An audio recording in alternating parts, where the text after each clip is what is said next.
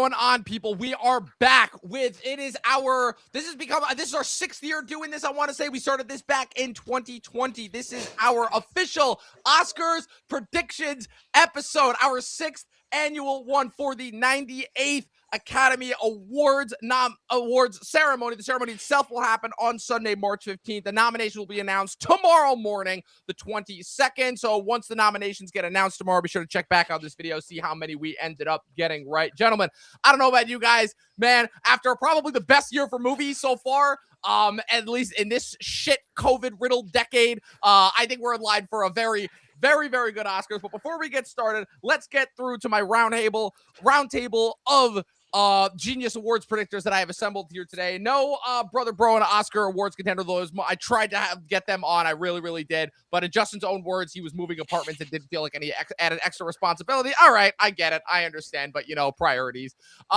First things first, to my left, right, whichever side. I can never tell with these stupid streams. First time back on the channel since, Ryan, I want to say this is your first time back since we did the Scorsese Hall of Fame episode back in 2023. So, Ryan McGuire, Rye the movie guy, McGuire 17. Ryan, good to have you back, dude. You excited to predict some nominees?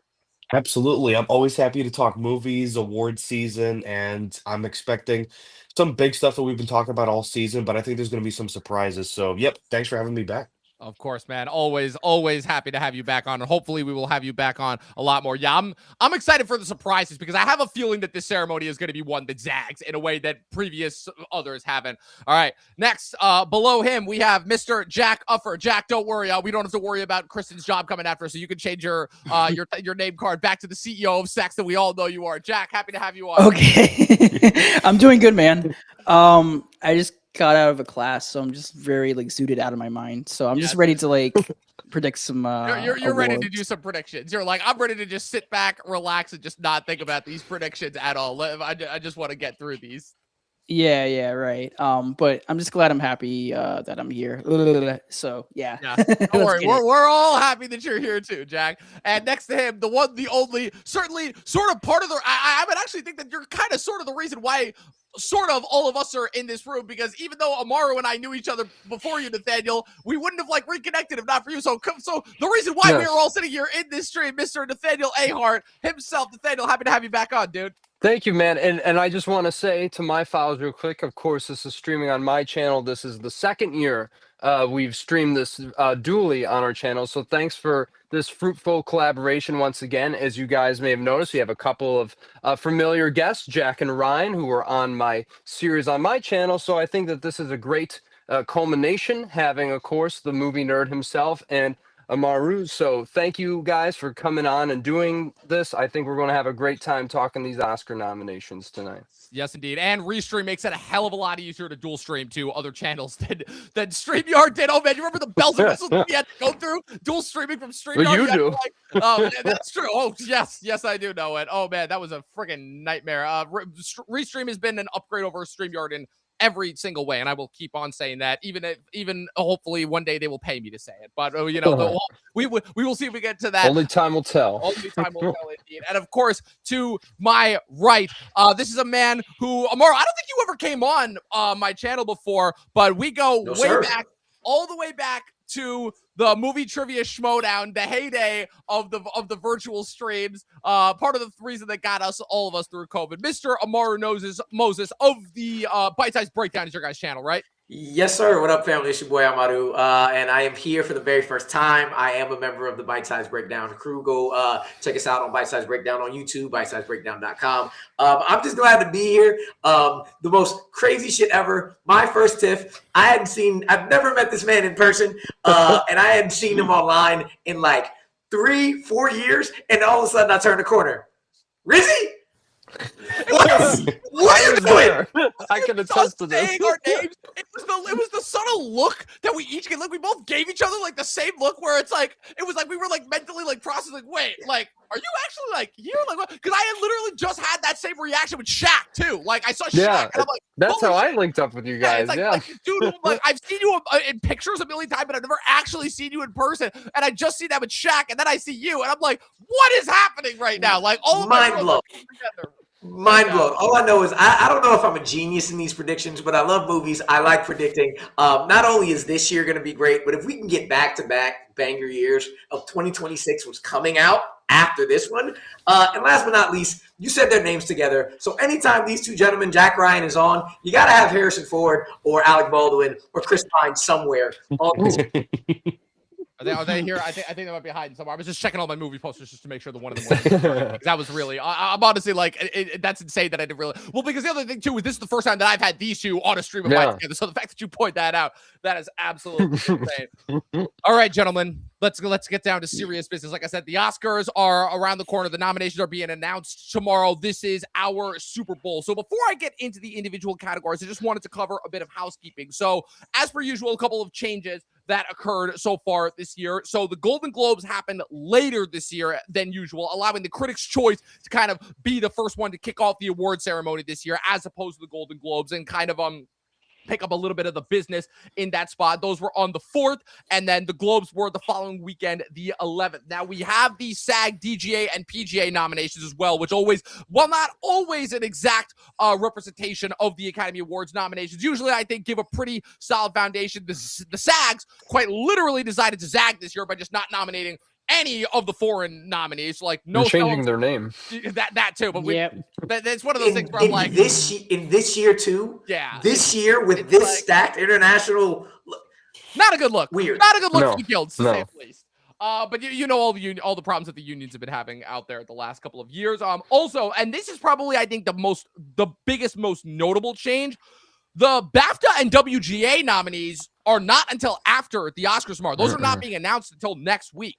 So that's this is quite interesting. This is a new development because previously we would always have the BAFTA and WGAs as being like the last ones released. Now the WGAs I feel like are always the worst of the guild predictors when it comes to the awards, considering how many awards are ruled ineligible because of their own weird bullshit rules, also conflating with the categories depending on the original versus adapted policies that the guilds take versus the Oscars. It's always confusing, but I just wanted to get your guys' take on that. Like, as far as, for lack of a better word, not the ceremonies necessarily not being important, but the nominations themselves, I guess, for the BAFTAs and WGAs not really mattering this year in terms of the Academy Award nomination. I just wanted to get your guys' thoughts on that before we jump in.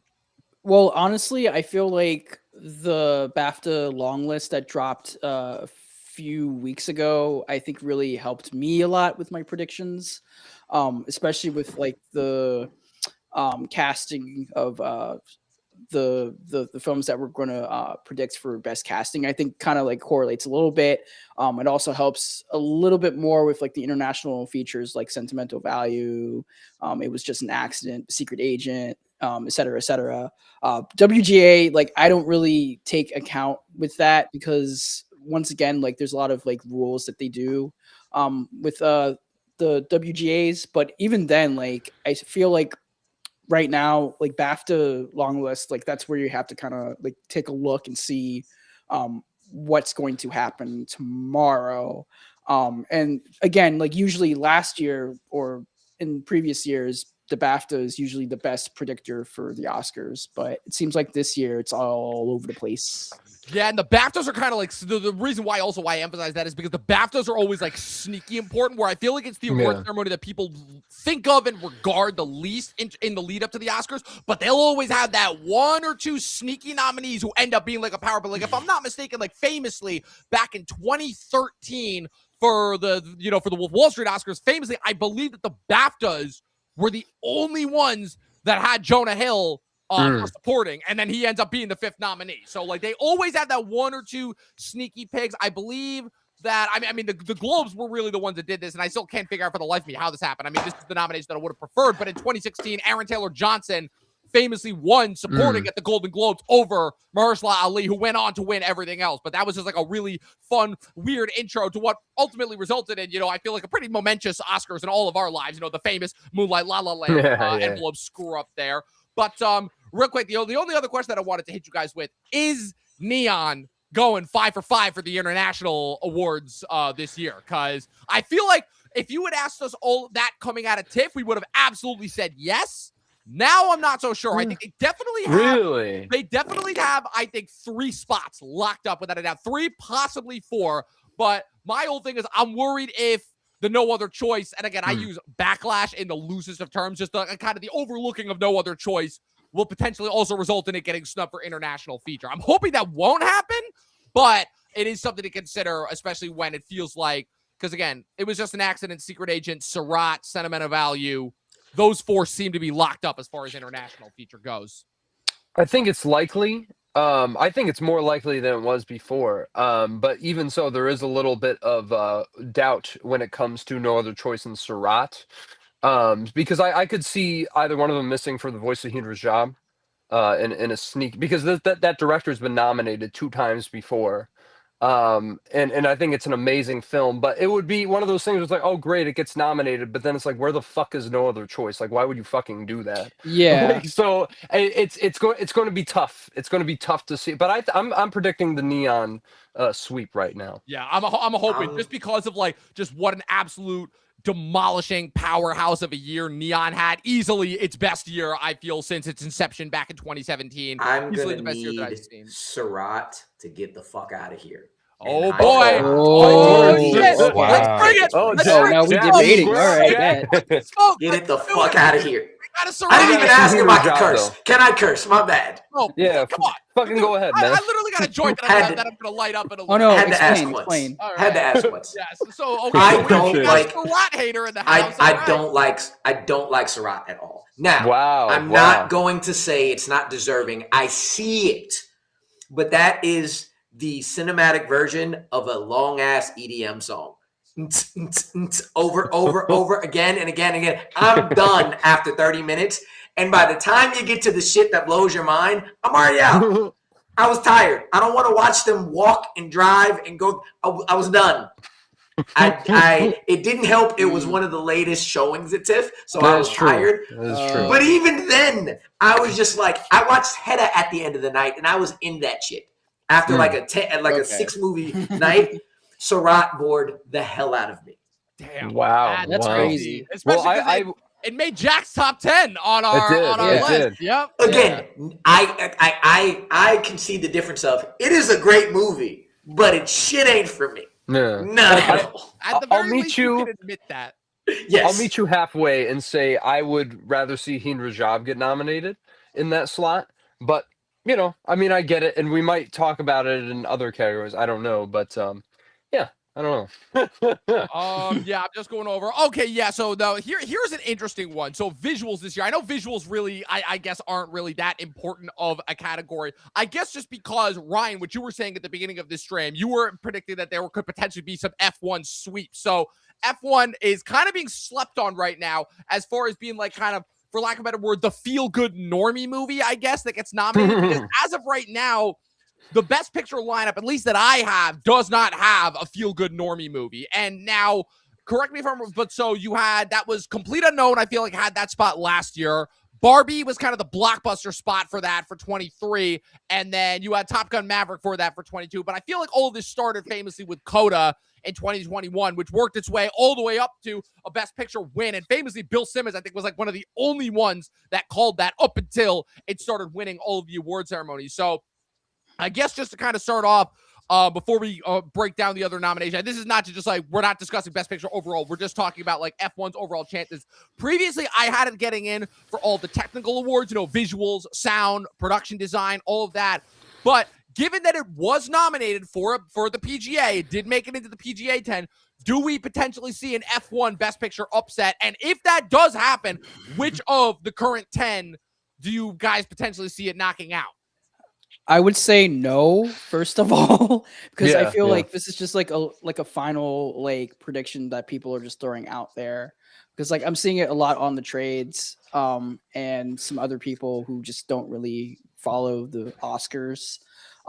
It's cool to have it at the PGA list, but usually the PGAs are always like normies. They always pick like normie picks, blockbuster picks. I rather switch it over for weapons because I feel like Yeah. weapons is the more attainable blockbuster 10th slot movie that everybody has seen. Amy Madigan's, you know, of course, getting the supporting actress nomination and maybe a win. I don't know. It's kind of like a toss up right now. And also just the way that film is going, and also it could also get like best casting, like the nomination for its first That's true. That's true. Yeah, first run. Because is casting happening this year or no? Not for Yes, another. It is. this Okay, is that the is year. casting. This They is had the a year. bake-off Good, too. good. They had a Good, bake-off. awesome. Yeah, Weapons Yeah. absolutely. I think Weapons absolutely deserves to win best casting overall. Man, it sucks because for the longest time, I had Weapons as my 10th spot, as like my ghost insert, like my one kind of self insert that I always put in every year, even though I know it sure as hell isn't getting nominated. And then as we got closer, especially after the Amy Madigan nomination and then win at the Critics' Choice, I was like, oh shit, do we see that happening? And then, but then the Train Dreams momentum started, and it just did not stop. Like the titular train. So. Right. It's not impossible, but I just don't see it being that likely. It could get screenplay though. We could talk about that. Yeah, we'll talk about but that I with just screenplay categories. I don't know if it squeezes into the 10 though. All right. But it's close. All right. So with that being said, yeah, so just want to run through screenplay with you guys for before we get into the main 6. So I have 6 right now. I need to knock one out for adapted, and I have 7 contenders right now for original. For right now, my adapted competing for it, I have Begonia, Frankenstein, Hamnet, No Other Choice, One Battle After Another, and Train Dreams. And then for original, I have It Was Just an Accident, Marty Supreme, Secret Agent, Sentimental Value, Sinners, Sorry Baby, and Weapons. Those are my contenders for those 2 categories right now. So of those, what is that? I think I have 7 for original and I have 6 for adapted. How are we feeling? Go through your original again. Okay, original. Yeah. I got It Was Just an Accident, Marty Supreme, Secret Agent, Sentimental Value, Sinners, Sorry Baby, Weapons. And the only reason why I put Sorry Baby in there is because Julia Roberts gave it a shout out when she presented at the Golden Globes. And that could go far as potentially getting it the nomination. Yeah. She's got, Eva Victor, first time filmmaker. She's got the kind of momentum that usually, it was a tiny indie movie that kind of had a little bit of a moment when it opened over the summer. So that could be a sneaky ghost pick for original screenplay, which is typically a category I feel like that is much more welcoming of newer voices than some of the bigger categories. Okay. Yeah, I was just gonna say, like, I think Sorry Baby, that's one of my personal favorites of the year. I don't think it was just shy of my top 10. I really love that. I think this is gonna be a case though where this one, it's a great like blow up first film, like it's gonna get a lot of attention. I could see them getting a nomination for maybe their sophomore film because maybe it's a film that gets kind of like a Zach Yeah. Kreger, where Barbarian was this film, blew up on the scene, everybody was talking about it, didn't get much attention during award season, but then he comes out with the second movie that's just even. I mean, I know some Nathaniel, one of our close friends, Max, lives and dies by Barbarian, but I think we both agree Weapons is far it's Max better. is on the It's Barbarian better than Weapons train. I think he is. I don't want to Weapons put is words in better. his mouth, Weapons but it's is just a better. feeling that I have. Yeah, knowing He what I was know so about pissed Max, when I would everybody loved totally Weapons buy more. that. I would totally buy that knowing Max. It's a Yeah. Max movie, all right. Yeah, that definitely seems like a Max move for sure. Yeah, Jack Amar, what do you guys think? Okay, because like before, I think the Golden Globe win for The Secret Agent for international feature and best actor. I was just like, I don't know if like The Secret Agent can like surge with best original screenplay, but now I'm predicting it. I'm predicting it as like number 5. I am watching out like Weapons if it has a really good day tomorrow. But I do think like the placements that you have are pretty good. I still think Sinners is probably going to like take the award. Over it better. I'm gonna be Sentimental like, Value. actually, It'll win. Yeah. It'll win. Yeah, Yeah. I know, and But- the only reason why I didn't win screenplay at the Globes is because the Globes always does screenplays one category. Yeah. But Yeah. I'm keeping an eye out for Sentimental Value, and It Was Just an Accident. Especially It Was Just an Accident because I think right now You were worried about that one.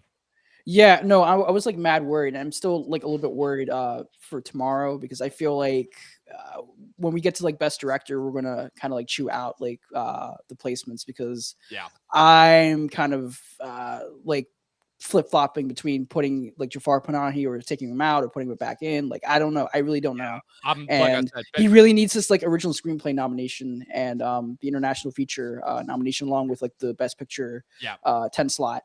Or else Neon, it's done. And I feel like if it doesn't happen, then it's probably, of course, because of like how Neon is just like throwing all their weight over like all these Right. films that they have. Which And that, sort of, that, like, that has to be the reason for why it was just an accident is not getting more recognition is because well, just yeah, the they're putting too much Secret Agent stocks is in just- it. Well, it's just also, I feel like it was set up a little bit too early.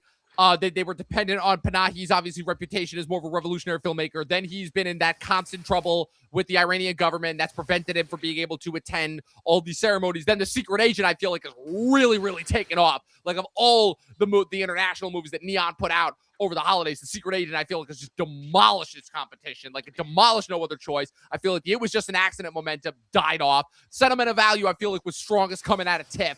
But yeah, I just feel like the Secret Agent momentum is just it truly is just the what's it called, the juggernaut of the Neon and international categories right now. Amara, what are your thoughts on that? My biggest thing is, as much as we said it, it's probably like top 5 movie of the year. I am scared for No Other Choice in everything. Yeah. Yeah. Me too. Like it would be in my 5 for screenplay. But like one, I think Weapons has a shot. I think Weapons and Sorry Baby both have a shot. I don't see both of them going in.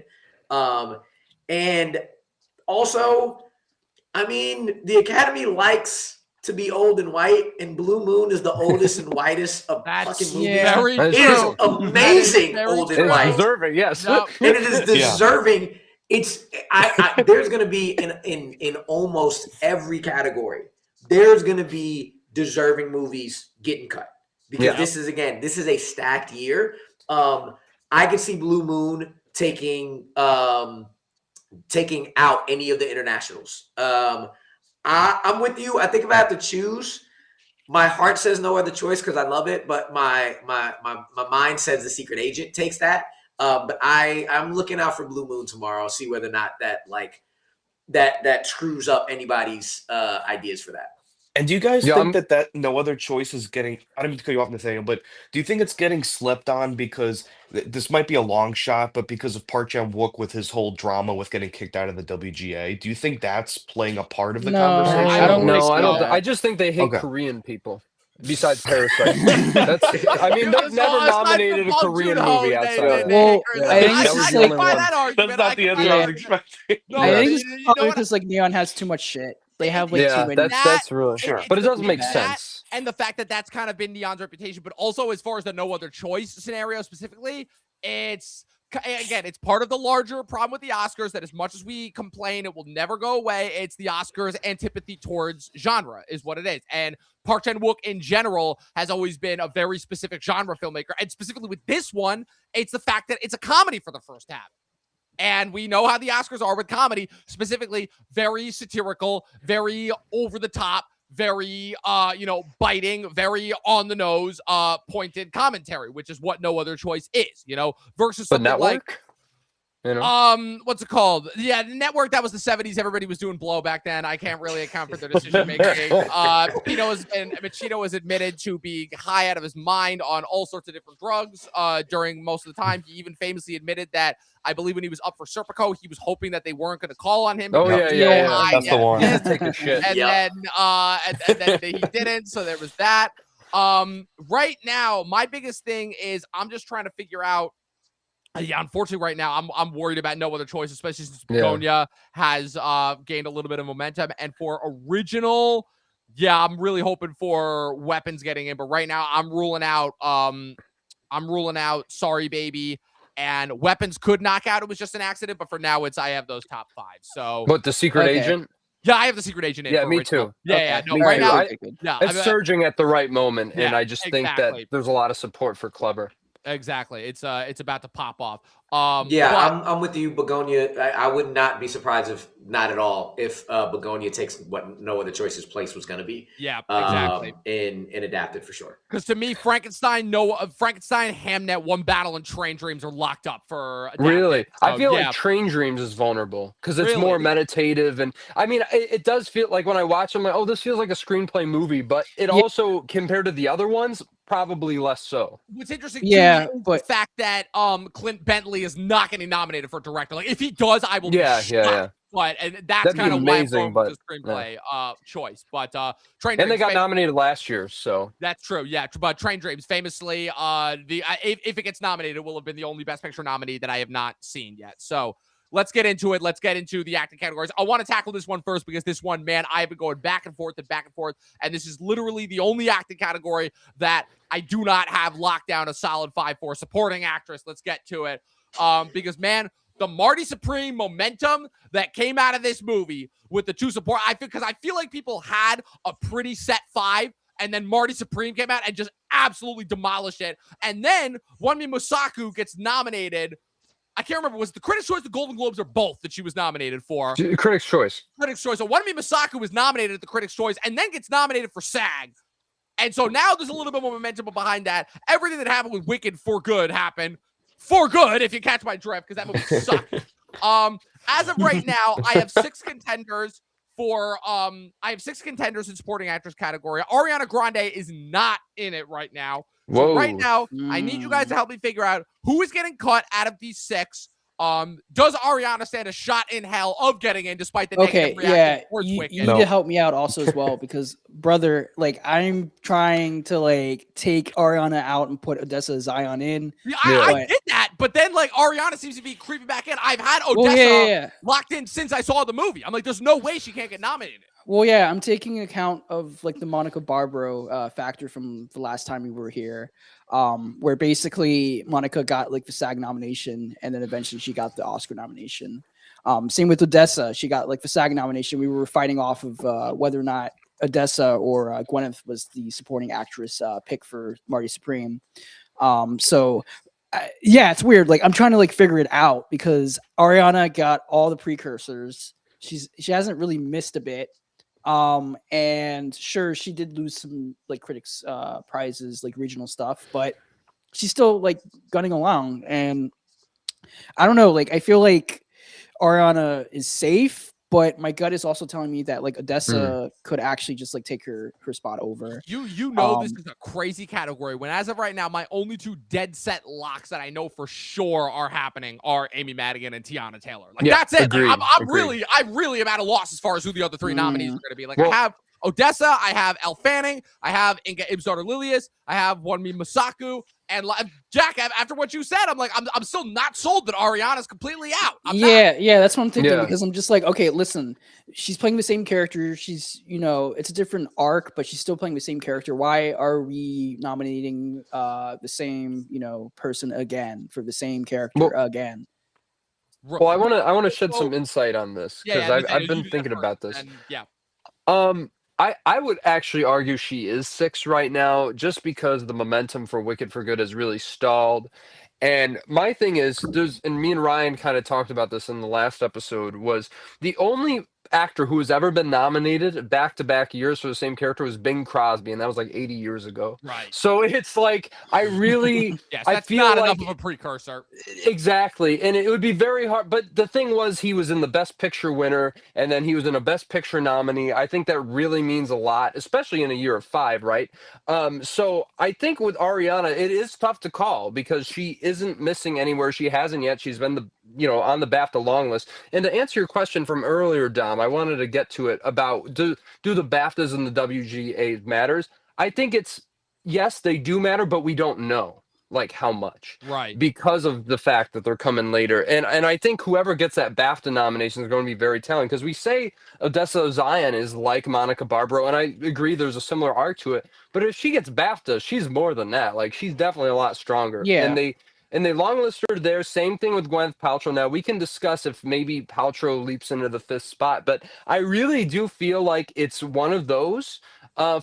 And I'm curious who maybe you already said who the other one was, Dom, but I also want to float the possibility, I mentioned in the last video, if The Secret Agent does very, very well, there could be a shocker nomination for Tanya Maria. A couple yes, see that coming out of nowhere. I've been saying that, and let me tell you something. I would not be angry if that happens. I guess what's so interesting about the Odessa Gwyneth argument, and Jack, in terms of the comparison to Monica Barbaro from last year, I guess the comparison would be the fact that both those races for both those movies, ironically, both Timothée Chalamet movies started the same way, where it felt like it was a competition between both of the supporting women, Monica Barbaro and Elle Fanning last year, and then this year, Odessa and Gwyneth.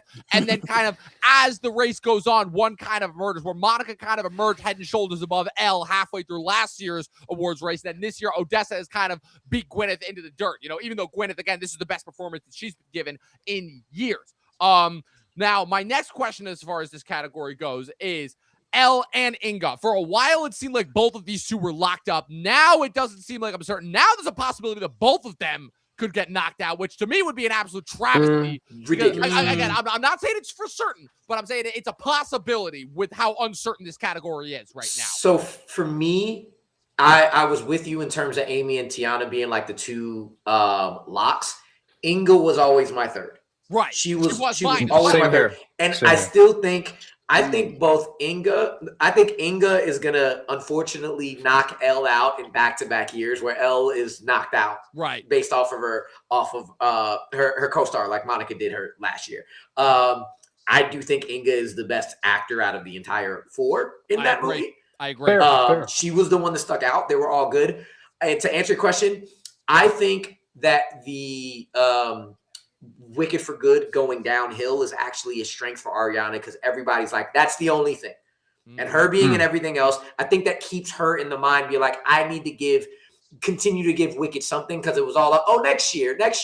Oh, well, shit. Well, Ariana is the one that got better, but she got more to do. So even though I would not be surprised, I'd be a little surprised if she got knocked off. I think she's staying. Yeah, that's a good point as well. Sorry, keep going. Yeah, so I think with Odessa and Gwyneth, I don't think Gwyneth is in at all. I think if people are picking, it's Odessa. And for me, that fifth pick after Inga, Ariana, Tiana, and Amy, and again, everything is a toss-up in almost every category. For me, it's Odessa and it's Woonmi getting that last spot. And right now, I am going with my heart. I'm hoping that from April, Woonmi being in there is going to get her that last spot. And I think Odessa just came on slightly too late. Yeah. That's what I think might happen. But I think that for me, it's between those two for that fifth spot. After the other four just like bat off all the incoming competitors. Yeah, that's probably the best case that I've heard as far as for, and especially that dovetails as well, because that was kind of their whole the Wicked team's strategy, I guess you will, with the not only obviously with the awards push, but with their approach to those two characters across the movies as well, where part one was going to be much more so heavily focused on Cynthia, and part two was going to be much more so heavily focused on Ariana to reflect the stage play. Unfortunately, they also didn't take into account that, maybe we should have changed some things about part two of the stage play, because it sucks. And it resulted in a terrible sequel follow-up that is just not good. Ryan, what are your thoughts on this category? Yeah, so of course Nathaniel and I talked about this over in his channel, but there's a couple of little tweaks that I might want to add to that. I don't think that Inga and Elle are totally out of the conversation. I put Elle down on my list. That is a little questionable since she hasn't been as prominent as the other three actors of that film, but I still think she has a shot. Gwyneth Paltrow, I thought she was great too. I thought she was, and I love Marty Supreme, but I really thought she was one of the standouts of that film. Agreed. So many demanding, tricky things that she has to pull, active her acting toolkit to pull that scene off. But at the same time, I also think that there's not much of a conversation around her character. So even though there's a lot of love for the movie, I don't think she's in. Nathaniel, you actually kind of persuaded me. I actually think Odessa has a shot to get in tomorrow. I That's just what feel I'm like predicting fifth. it's kind of a case too, which of course I'm assuming we'll get into supporting actor a little bit. It's kind of like a lesser version of a Lordy and Frankenstein, where the Academy does like to prop up their young stars. So I think this is a case too where it's somebody, just also as a personal fan of hers, shout out to the Hellraiser remake that came out a couple years ago. I told this to Nathaniel. I love that movie, and I'm really happy Odessa's getting this attention. So, Oh man, Ryan, I got a question for you on that. Do you think Odessa, again, do you think this is going to be very similar to Ava, where they're like, Odessa, you're a little bit too like new, wet behind the ears. This is your audition for your sophomore, your next picture, your next performance to get your Oscar nomination. That's a good Hmm. point. That's why I'm not 100% sold, but I wouldn't be surprised if she got in tomorrow. I will say Yeah. this hot take, and I will eat my words if this happens tomorrow. I think Ariana's Wicked for Dead. I think that's gone. Yeah, That you're nobody on cares about that Yeah. movie at momentum is all. Ding dead with dong, the that witch is movie. dead. You know. Yeah. Like I said, I was Yeah. out, but like I said, but with Ariana creeping back in, I'm like, it's just this feels like it has a little bit too much momentum. And then Amaru's argument kind of persuaded Yes. me, so I Yeah. have her back in for now. As far as the jury's still out, I'm still between One Me and Odessa for the 5th spot. I think L's out, so I'm going Tiana, Matt, Amy Madigan, Inga, Ariana for now, and then the 5th spot for me is between One Me and Odessa. And I just want to say real quick in the chat, someone makes a really great point. Monica Barbara was a biopic performance, and Odessa is an unlikable character. So, who knows? There could be some truth to that. Interesting. Maybe. Interesting. Maybe. Maybe. All right. So, and if nobody else has any other points they want to add, any potential sneaky nominees, Honestly, I think if One Battle After Another has like a really good day, I don't know, maybe Regina Hall might like hit it, but that would be I would cool. see Love it. That would highly be doubt it. awesome. Love it. I That would would be see it, though. awesome. I don't. But I see it highly happening. doubt it because like Yeah. she No. only appears in like she has like at least like 10 minutes of like screen time. You got one Like, great she eats, scene, like- really. Yeah, she eats like the whole scenery up with just like a few like dialogue. And I know we're just points, talking but- nominations right now, but we're all in agreement that Tiana and Madigan are the top two, Oh, right? yeah. That's Yes. all. Yes. Yes. Either one of them could Like win. I said, Yeah. those two are the locks, and it's between one of those two as far as securing the win. Like I'll be shocked Yep. if somebody else wins over those two.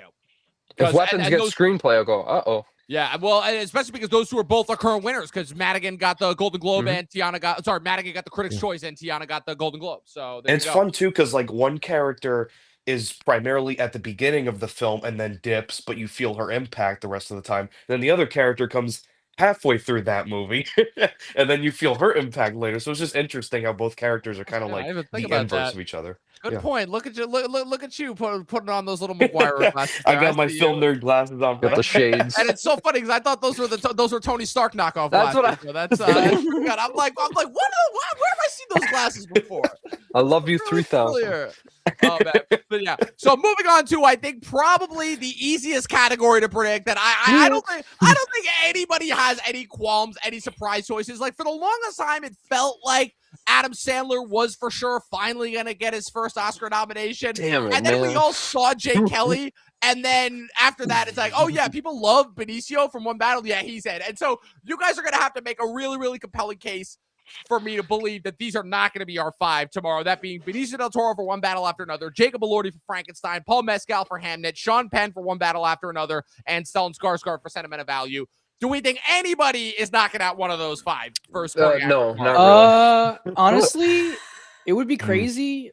But it's because like it's after the Oscars, was it the BAFTAs, but it would be crazy if Delroy Lindo just like somehow Man, just listen, sneaks Come in. on! you want to 'Cause talk they about did it- somebody? Amara, I'm right there They with you. always I am- snub. Ugh! I Yeah. have been fucking. I had Delroy in. Like at the beginning, at tape, I'm like, I don't Yeah. give a fuck. I don't care if I'm wrong. Delroy is my dude. He was my favorite character. He was my favorite performance from that movie. He's got it. It's not happening. It's not No. happening. Well, the Okay, thing was, is, everybody, I like, think I just shat my pants. Yeah. no, but the thing was that that I think it was either like the Golden Globes or like the Critics' Choice when they won an award. Like Delroy Lindo got up on stage and like started talking. It's the whatever gave the best casting because that's when they won the That's best. right, yes, ensemble. Sinners. yeah. So he Yeah. started talking. So maybe they're doing some like rounds with him.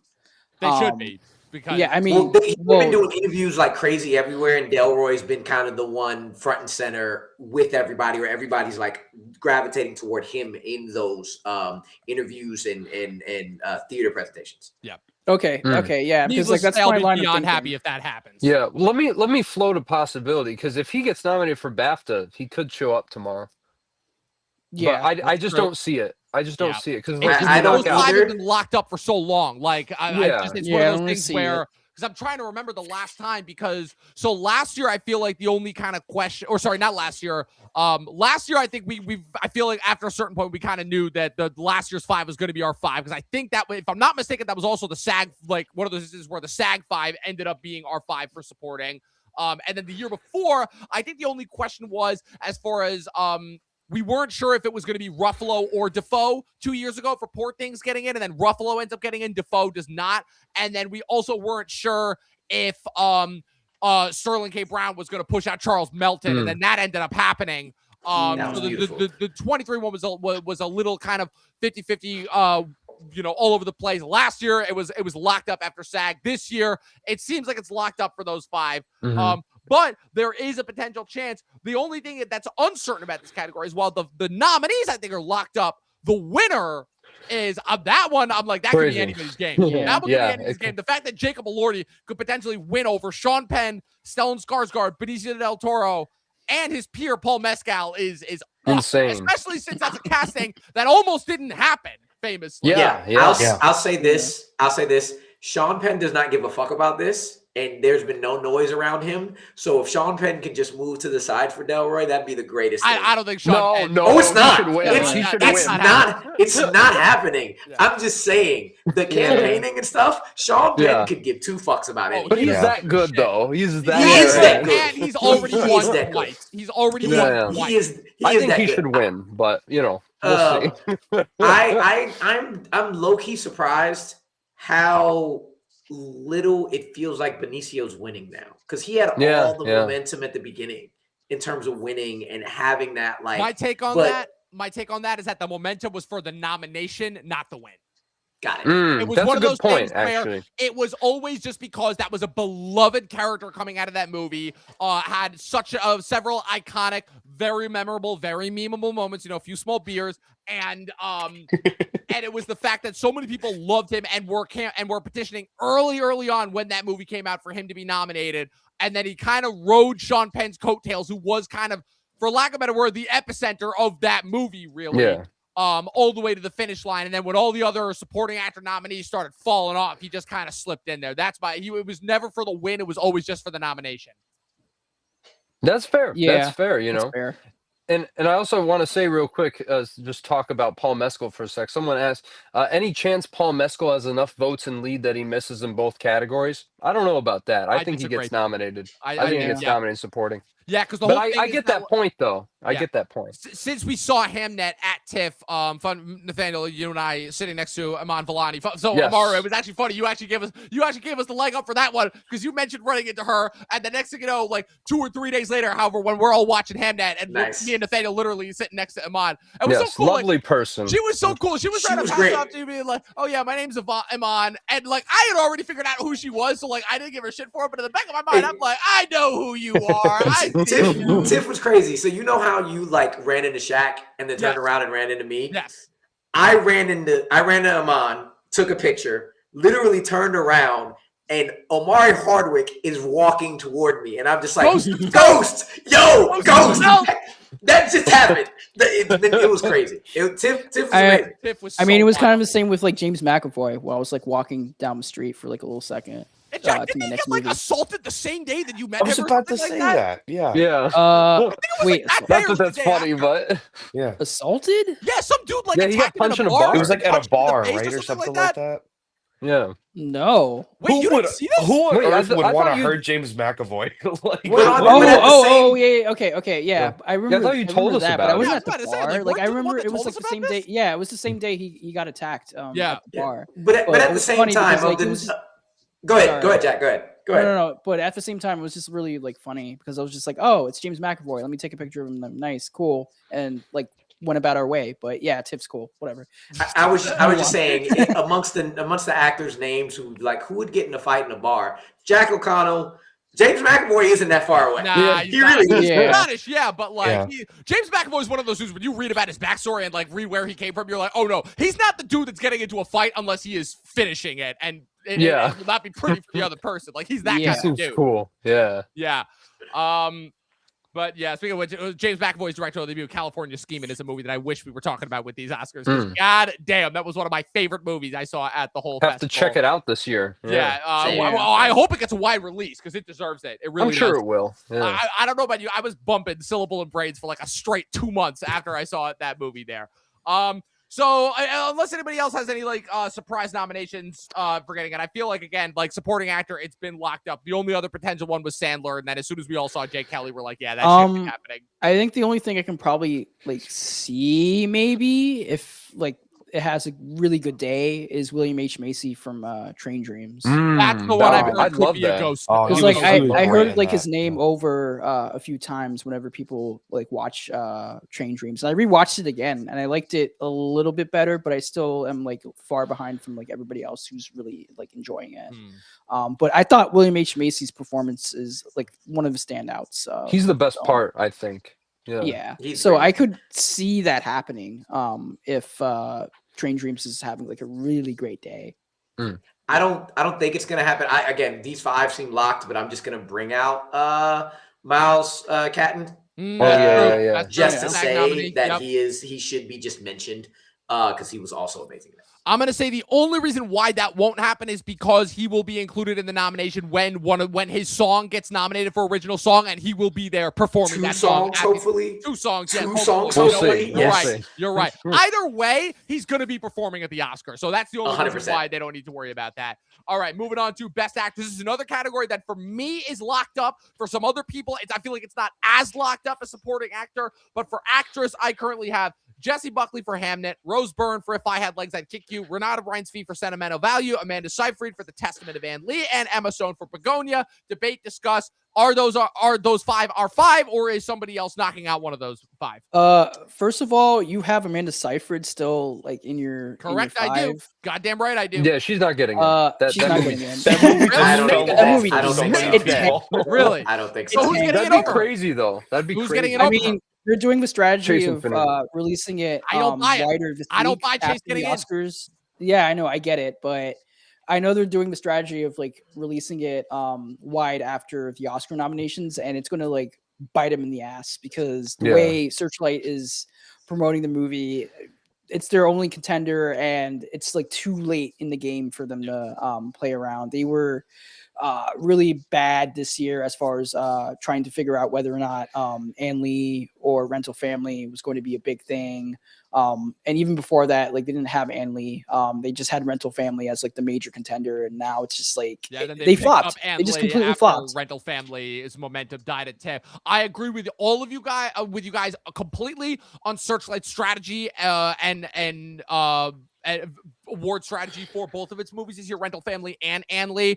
And it is absolutely an embarrassing travesty, the treatment that they gave this movie, especially after how well A24 did last year with The Brutalist. They had a chance. Now, granted, quality-wise, this movie was not up to the level of The Brutalist last year, but the fact that, again, Mona Fastful was still so heavily involved in The Brutalist. This was kind of, again, a follow-up film. Brady Corbet obviously was still very heavily involved in the making of this movie. And the fact that Searchlight dropped the ball so hard with this movie is an absolute travesty. That being said, I am still of the opinion that Seyfried is so fucking good in this movie. And the fact that universally across the board, it is that performance that everybody who's seen this movie has agreed this is her best performance. This is her best work that she's ever given. That's kind of what is sending it over the edge for me just a little bit. And whereas with all of the conversation and hubbub over One Battle, Chase, I feel like, is not being talked about. She's being talked about similarly to Miles, right, as the breakout performer of that movie. But I still feel like she's not being talked about in the award circles the same way that Amanda has been. I could be wrong. I could be eating my words tomorrow. But that's my argument is for why Seyfried stays in. Here's the thing, though. I mean, it's hard to argue against Chase Infinity, and I get it because she's new, and this is very, very like this does not happen like this very often, especially if you're not like the forefront of the movie like Mikey Madison. But she has all the evidence suggests she gets a nomination because she has not missed a single beat throughout this award season. She's in the Best Picture frontrunner. And I just like same thing with Elle Fanning and Miles Caton. They missed the BAFTA long list, which is very telling. And I still, maybe Elle gets in, but that is kind of a damning thing, especially if Seyfried couldn't make it into that field. Like, that's crazy to me. So I think that just shows that there's like no support for this movie whatsoever. And I'd be down for the Amanda Seyfried nomination over Chase Infinity, but I just don't see it happening at this point in time. But Kate Hudson could pull, a Oh, crazy, yeah, for the Boomer movie of sneak the for year. Songs from That's Blue. the And, one. yeah, That is I the know, one I I've know. been hearing. Yeah, Yes. but I'm not predicting it. I'm predicting Chase Infinity. Otherwise, I would agree with Buckley, Byrne, Stone, and Reinsva. All right, Ryan, Amaro, what are you guys' thoughts on that? Do you want to go first, Marv? No, go ahead. Go ahead, Ron. Oh, because I was gonna say, just to add a point, not to go too far off topic, but just the one thing that it just hit me right now as we were talking about Testament of Van Lee. Unfortunately, I haven't been able to see it yet, even though I'm a huge fan of Brady and Mona, and especially what they did with Brutalist. That was one of my Yeah. favorite films of Yeah, last year. really, really Um, surprised me. But it just hit me how, like, it seems like I'm noticing something. It's not exactly the same thing, but this is just how my brain works, I guess. That you get I'm getting Joker 2 flashbacks where I'm sure Ann Lee is way better than that, I'm sure, but where it's like you have this one film that comes out that's this beloved, well-respected movie, at least in the award circles, and then they do a spiritual follow-up to that that is a musical, no less, that a lot of people there's mixed reception on, but everybody can agree the lead performance is great. So I'm like, did something just happen again where we're repeating ourselves? I don't know I'll why. It's just say making me think about that. I'll say this: it's definitely stronger than Joker Filet Dudu. That's So, the most Yeah. baffling yet insanely accurate comparison between two sets of movies. Yeah. I'm sorry. I know there's some. I'm Ever cursed. And He's you know cooking. what's He's wild, Ryan? You know what's wild about that? I like Joker Folia Do more than the first one. In fact, so much so What? I still no. It gets better. Dude, I'm telling you, Nathaniel's just like that is my modern day Godfather 3 in terms of like this movie. A lot of people hate it. I could write a This is fucking amazing. 10-page essay breaking that movie down and defending it because Joker he does Folia make some 2 good points. is a Yeah. slept on masterpiece. People do not No, let's talk understand. about People I don't know do about not that, buddy. understand what Whoa. I love Todd this. This is Phillips my was favorite. doing This is my favorite with topic. that movie. They do not understand. They didn't get it. They weren't ready for it. That movie was a big fuck you to everybody, and I loved every single minute of it. It started, went, and ended exactly the way that I was hoping it would, and I loved it for it. Joker Folia I Do, one of the most underrated movies of 2024. My hottest of all hot takes. Amar, what were your thoughts on that category? I think Chase still gets in. Okay. I think she had enough I agree. momentum. Kate Hudson is knocking at that door for her. But Mhm. I'm gonna go with the person in the chat. And my question is, does Emma Stone become Meryl Streep and she just gets a nomination every year she comes out? Or Ooh, yeah. for me, That could happen. Begonia has been quietly the movie that everybody is forgetting about and that says, oh yeah, put it in. And then I'm wondering, is Begonia going to get forgotten about and slip out of some categories? And I don't wonder think if so. this is one of my, I don't think so either. Yeah, but I don't like, see that I'm happening. not mad. I'm not mad at the like Stone doesn't get in because I don't think as solid as she is, as solid as this movie is, this is the one that is always at the back end of all categories. It's not a spotlight. Fair point. And it's Why always do like maybe the that fifth. is? Yeah. Why do we think that is this year I don't with know. Begonia as far as getting the treatment? Do you think guys think it's subject matter? It has to be subject matter. No. And it's I just think not flashy like Poor Things or. I don't know Favorite. because like I feel like once like the Critics' Choice like ended, it was just like I think Begonia's on the way out. But it seems like now like it's getting love again, and I think it's probably because maybe people are Yorgos out, maybe like they're just like too stimulated with like Yorgos films like every other year, and now he's kind of like on a hiatus right now. Well, now he is. But I guess kind of what's the most interesting is this is going to be the first time where we have a Yorgos movie getting so far of the three of his movies that have been gotten into this position because Kinds of Kindness, The Lobster, and Killing of a Sacred Deer all were not nominated for a picture. This is going to be the first Yorgos movie that gets nominated for picture but not director. If Begonia gets in, because because the favorite, I didn't think about it that way. Because the favorite and Poor Things, both picture and director nominees. Begonia, Yorgos is not getting a Best Director nomination tomorrow. No, That's not happening. not I just wanted to point out that little tidbit. We'll talk about that more so once we get to Best Director. But so you guys are all pretty much on board that Chase is going to be the fifth nominee. That's okay. Yes. Okay, because like before we get out of this conversation, I think we should still have to kind of like pin down the idea of like Kate Hudson sneaking in. Okay. Because mainly the way I'm thinking about it is just like how much of her career is at a point right now. She's a veteran actress. She hasn't been in the conversation for a long time. Her movie comes out like Christmas time. It does well at the box office. It does well with the audience. And like the older like generational of like voters really like it. It seems like. So my fear for tomorrow is Kate Hudson like cutting off Chase Infinity's precursor momentum. But I highly doubt it because of just the way like one battle after another, like the film is just like overperforming. It's doing so well. Like why not take a bite with a newcomer in this category compared to like a veteran actress who sure like she's done like a lot of like movies in the mainstream and this is her like return to form. But also at the same time, personally for me, like I don't really see like the performance being like the flashiest out of the bunch. Yeah. But I do think her performance in that movie is good. Like she's serviceable. She's really like going all out with the screaming, pissing, crying performance that I always like see in like these Oscar Beatty roles. I guess that's the other reason too why I want Amanda Seyfried to get nominated so badly, not just because Testament of Ann Lee is her best work, but also because I'll see it as also like a dual nomination for The Housemaid, which is a movie that is A, so much better than it has any right to be, and B, just again, like for a movie that is essentially like Get Out for white suburban housewives. I've never heard that. Oh my gosh. I'm weak. I'm like, Oh my goodness. I'm like, why is she as good as she? Why is she so fucking good at this? Like she doesn't acting opposite Sydney Sweeney, who has the acting range of a fucking dry whiteboard. Like, Get out for white people. As good as she is in this movie, but she is so unbelievably fucking good. I'm like, you put this whole thing, like, what the hell? Anyways, that was just my 10-minute Housemaid rant, and the fact of why can't Paul Feig make things as good as The Housemaid? Like, why? Why do we have to sit through years of bullshit from him before we can finally get something good? Nathaniel, what were you gonna say? One more thing about Seyfried, because someone was mentioning the Kristen Stewart and Spencer factor, but I will say that she was playing Princess Di, and you know she was winning a lot of critics prizes.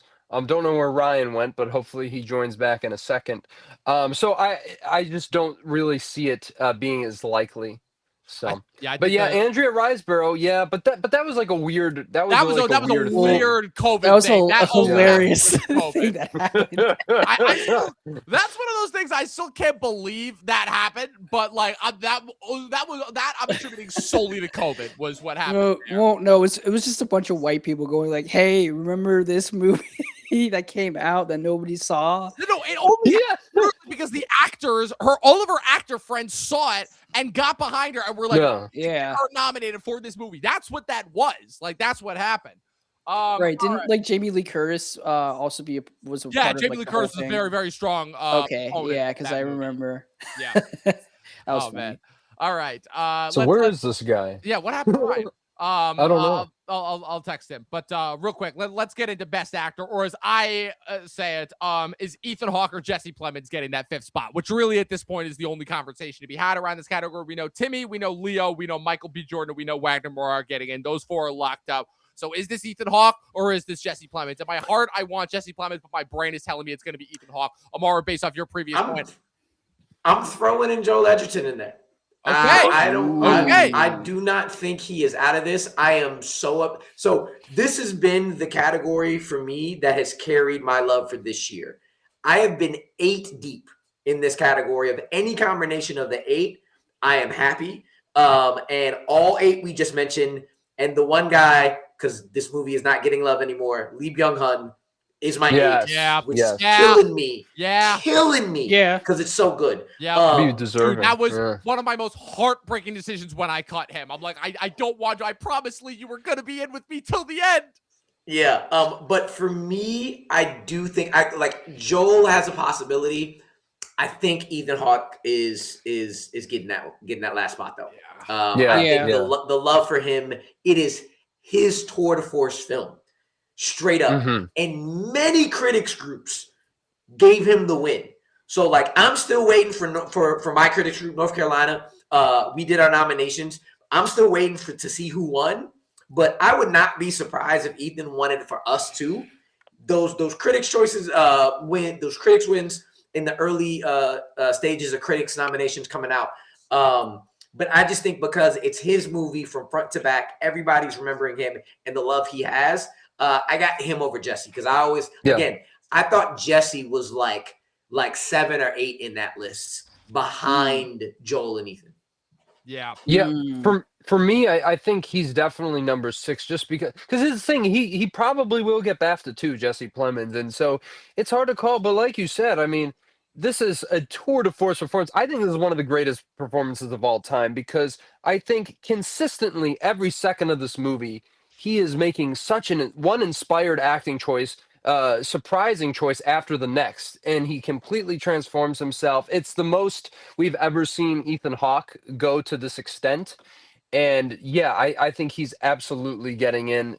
I think if he gets snubbed in the morning, we are all going to be shocked. Yeah. And I do want to entertain because we'll talk. Jordan, I know some of you were saying like he doesn't get enough #1 votes like Barbie, but this is the thing. Barbie was not number 2 for Best Picture. Like No, it was not. Jordan No, it has he's been winning prizes. He's been getting nominated absolutely everywhere. And it would almost feel like a slap in the face if Michael Jordan didn't get nominated. People will for riot. Sinners. Yeah, literally. Yeah, it'll be Oscar so riot. white part 2, Yes. bruh. Like Black Twitter's about to be like crazy lit if that happens. Like I'm they gonna will. be, like, We locked will go in. insane. Yeah, we don't play. As you should, because that's his best performance for Yes. sure. And- Ryan, and he's Oscar, been God, you're building back. this. We're worried about you. I'm so sorry, everybody. Hey. My internet literally just crapped out. I was just like, movies. And it just cut off. So I'm so That's sorry about that. Spectrum for you, buddy. That's what you get for depending on Spectrum. We were literally just talking about for Best Actor whether Ethan Hawke or Jesse Plemons is going to be the 5th spot. How we're all kind of pretty much agreeing it's going to be Ethan Hawke. Absolutely. Yeah. And I think it would be cool to have Jesse Plemons in the conversation. I mean, he was fantastic in Begonia, Yeah. but I mean, I really think this is Ethan Hawke's slot. He's just incredible. I remember when just to give a quick shout out to Blue Moon, just like brief summary, like I saw that in a theater with our good buddy Max, a friend of the channel, and I was just like, wow, this is such an incredible performance. I'm like, I could just sit here and watch Ethan Hawke get drunk and rant about theater for like 6 hours. This is great. Yeah. So Yeah. I don't know if this is his year. I know we're talking nominations, not wins. It would be cool. I mean, I think we all agree he should have been nominated for First Reformed a couple of He years should have ago. won Yeah. for Oh, First yeah. Reformed. Should have won. Yeah. And also, I love how So- you talk about that movie like it was a few years ago and not 8 years ago. 8 years this ago. year. Holy I- fuck. Wait, Yeah, It never left yeah, me, so yeah. I'm still boy, pissed we were about all that. still in college. that's crazy, man. I How was it remember that seeing long that ago? too. It's so Yeah. weird. So it's kind of a little bit tough for me to talk about Blue Moon, considering that's the only movie of these 6 that we're talking about that I have not seen yet. One of a couple that I have not seen. I've also famously have not watched Train Dreams yet, but I do plan on it if it gets the nomination. We're expecting it to tomorrow. But really, for me, the reason why I've taken note of this is not necessarily the movie itself, but because of Hawke himself, and not just the performance, but everything that he's been doing outside the performance. Like famously, him going on Rogan, him like all the clips that are popping up of like just showing like, oh, what a great guy he is. How like he's openly talked about the fact that Linklater purposefully told him that he could not play this part up until a certain point when he felt like he was ready. The fact that he has just openly talked about just like the acting process, but has been so humble about like the open discussion while also talking about like all of the kind of, human frailties, I guess that you could say, that go into acting and that go into making this. Like you could really tell that like Hawke has kind of been positioning himself and like this being like his tour de force performance, which is kind of crazy when you consider that this movie for the longest time was being touted as like the secondary of the 2 Linklater movies that were being released this year. This was kind of released on the coattails of the new wave movie that he did that went directly to Netflix that is getting diddly squat right now, which I saw that at TIFF. I enjoyed it. But from what I'm hearing, this is like the tour de force, the movie to beat. Is there any? But now my other question for this category: is there any chance that Wagner Moore walks away with Best Actor over Timmy? Is there any No. way in which that There happens? I don't think Right so. now, no. I think there is a chance. I don't think it's going to happen, but I think that for a little bit in like the last month, I've been going away before Timmy started winning. Like Michael B. Jordan's is coming out with the win. My friend Harrison just texted me randomly and said he's winning it, lock it down. And I was like, I don't know, bro. Like I don't get it. And then I saw the momentum. I was like, you know what? I'm with you. And then Timmy started winning, and I was like, damn. But Wagner is the one sneak attack I think might still have a chance with the international voters coming in. Yes. Again, Timmy being the young dude still. Again, I don't like it, but the Academy doesn't like young guys or young girls or new people. That is true. Yeah. They don't It's like turning though. It's turning though. It is turning. It Yes. is. They don't like young people in leads. They don't mind nominating him for supporting, but they do not like him in leads. Famously, again, Timothy Hutton for Ordinary People, Anna Paquin winning for The Piano, Tatum O'Neal winning for Paper Moon. They don't mind in supporting. They are very, very much against it in lead, but you're right. Well, unless it's like a really like huge movie, like if it's like top 3, like a Nora, which Mikey Marty Madison. Supreme, but pretty much kind of is. And like also again, like Timothy Chalamet is the face of the movie. He's in like 100% of the movie, like 99% of the movie. What I'm seeing with Best Actor so far this year is what happened with Best Actress last year, where Mikey Madison was the front runner for the longest time, but then I'm Still Here comes out of nowhere, gains all that momentum because of the international body and specifically because of the Brazilian body.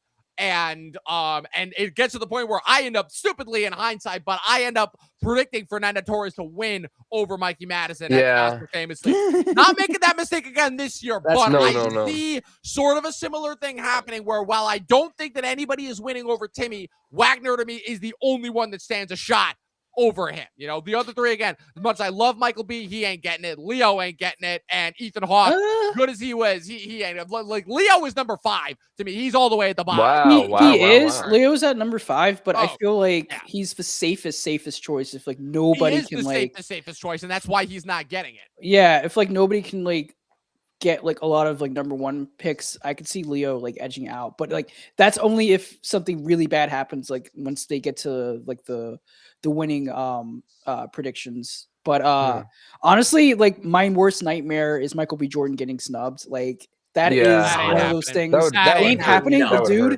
Dude, that shit will hurt. Like I would be like genuinely personally offended. Yeah, I'll be on the trenches like I don't know if I crying the whole time. Yeah, also like you'd legit feel like, who did he hurt in the Academy? Yeah, everyone loves that guy, you know. Yeah, but I'm honestly like down for Jesse or Joel to sneak somewhere, but I don't know like who takes the like the 5th slot. Haven't seen Train, so I can't speak to Joel. Jesse, I always knew was fighting an uphill battle, not just because of the movie itself, but because of that type of character. The fact that he is playing an incel, and I'm like, yeah, they don't want to honor that type of a character in any way, shape, or form. So that was always kind of an uphill battle. In any other year, though, I think he could have easily gotten in. It's just such a tight race this year. But I do want to say a couple of things too, which of course I'm blanking on. So we'll come back around to that. It's just so funny. I guess the biggest thing for me about Best Actor is how wide of a category this seemed at the beginning of the awards race. Like this is an award ceremony where at a certain point it seemed like The Rock was getting in. It seemed like Jeremy Allen White was getting in. Way at the begining, it seemed like George Clooney, Brendan Fraser. Who am I missing here? Like all these guys, and now the fact that it has just been reduced down. So the Byung Hun Lee was in for a while. Remember we had like a moment with like Daniel Day-Lewis. We were just like, oh, he's coming back. Oh yeah, and he would deserve it too. Right? He's coming back, and he just never came back. As soon as everybody saw the movie, they're like, yikes, what happened? It's the only reason I liked the movie was how great he was. That's the only reason. Right. What I heard is the only reason to watch. Or dude, even like Colin Farrell. Remember like earlier in the year? Oh yeah, that's right. He's acting as he's shitting, pissing, and crying in that one too. Right. But I know what I was going to say. But well, I was going to say real quick, like I think with Best Actress, they are more willing to give it to younger people like Brie Larson in Room or Mikey Madison and Nora, but they like gatekeeping the guys specifically in Best Actor. Yes. So all right. So if there are no other potential guest surprises, we will move on to my other very, very contested category, which again, I still do not know who the final 5 will be because it's a little bit better than supporting actress. Supporting actress, I had 2 locks. Director, for Best Director, I only have 3 locks right now that are dead set getting in tomorrow. That's Paul Thomas Anderson for One Battle After Another, Ryan Coogler for Sinners, and Chloe Zhao for Hamnet. Those are my only 3 locks right now for Director. The other 4 potentials that I have right now for those last 2 spots, Guillermo del Toro for Frankenstein, who I think is pretty safe to get in. Jafar Panahi for It Was Just an Accident. Josh Safdie for Marty Supreme. And Joaquin Trier for Sentimental Value. So what are your guys' thoughts on who I have picked? So you, real quick, you guys reacted with some skepticism when I said that Chloe Zhao was a lock. Yeah.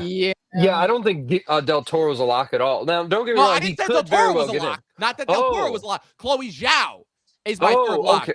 Del Toro is not get a lock into that right now. Yes, I agree. Here's the thing, and I want to mention this since Sentimental Value did huge at the European Film Awards. Apparently, every director who has won there has gone on to get nominated for the Oscar, like Michael Haneke and Amor, and then like Ruben Östlund, Triangle of Sadness. This is a streak that has not been broken. And I think out of all the international contenders, I feel like he's the most likely to get that Cannes slot. I would argue PTA, Coogler, and Trier are the three locks. Trier more than Zhao, more than Chloe Zhao. Yes. Yeah. I actually, this doesn't make sense. Okay, hear me out. It doesn't make sense to me. I have Zhao missing right now, even though it won drama at the Globes. Yes, because, we have to remember this happened before, right? Where Three Billboards, I believe, was that in the same? It was in the same category as Shape of Water, right? I remember this now because Three Billboards was the 5th DGA pick, but then was not nominated for director for, I don't remember who it knocked out at DGAs, but then it was not, Martin McDonagh was not nominated for director. It was PTA, I think. For Phantom Thread. That's right. Yeah. Paul Thomas Anderson, again, because Phantom Thread, I think, had the Testament of Van Lee spot, and that one just came in and stole, and out of nowhere got all those awards nominations. You're right. So it's like, I feel like with Zhao, like, even though it won the Globe, like, this has happened before, and it's not, and it would be a deserving nomination. I'd love to see it, but it's not the most, like, it's, you don't need to nominate it, because I just feel like it isn't as showy as maybe some of these other movies, like the way Josh Safdie has been stitching, the way he stitched together Marty Supreme, and A24 hasn't missed a nomination like that in a long time. They always get one of their directors in. I want to predict Safdie. So I want to predict Panahi, just because, he's obviously very vulnerable. We're not, and also I have money on this, so we're going to find out if I win that bet in the morning. Oh, damn. Yes, I do, and Ryan knows about this, and so I just think that it won the Palme d'Or. They've always nominated a picture and director for the Palme d'Or for the past like 7 years.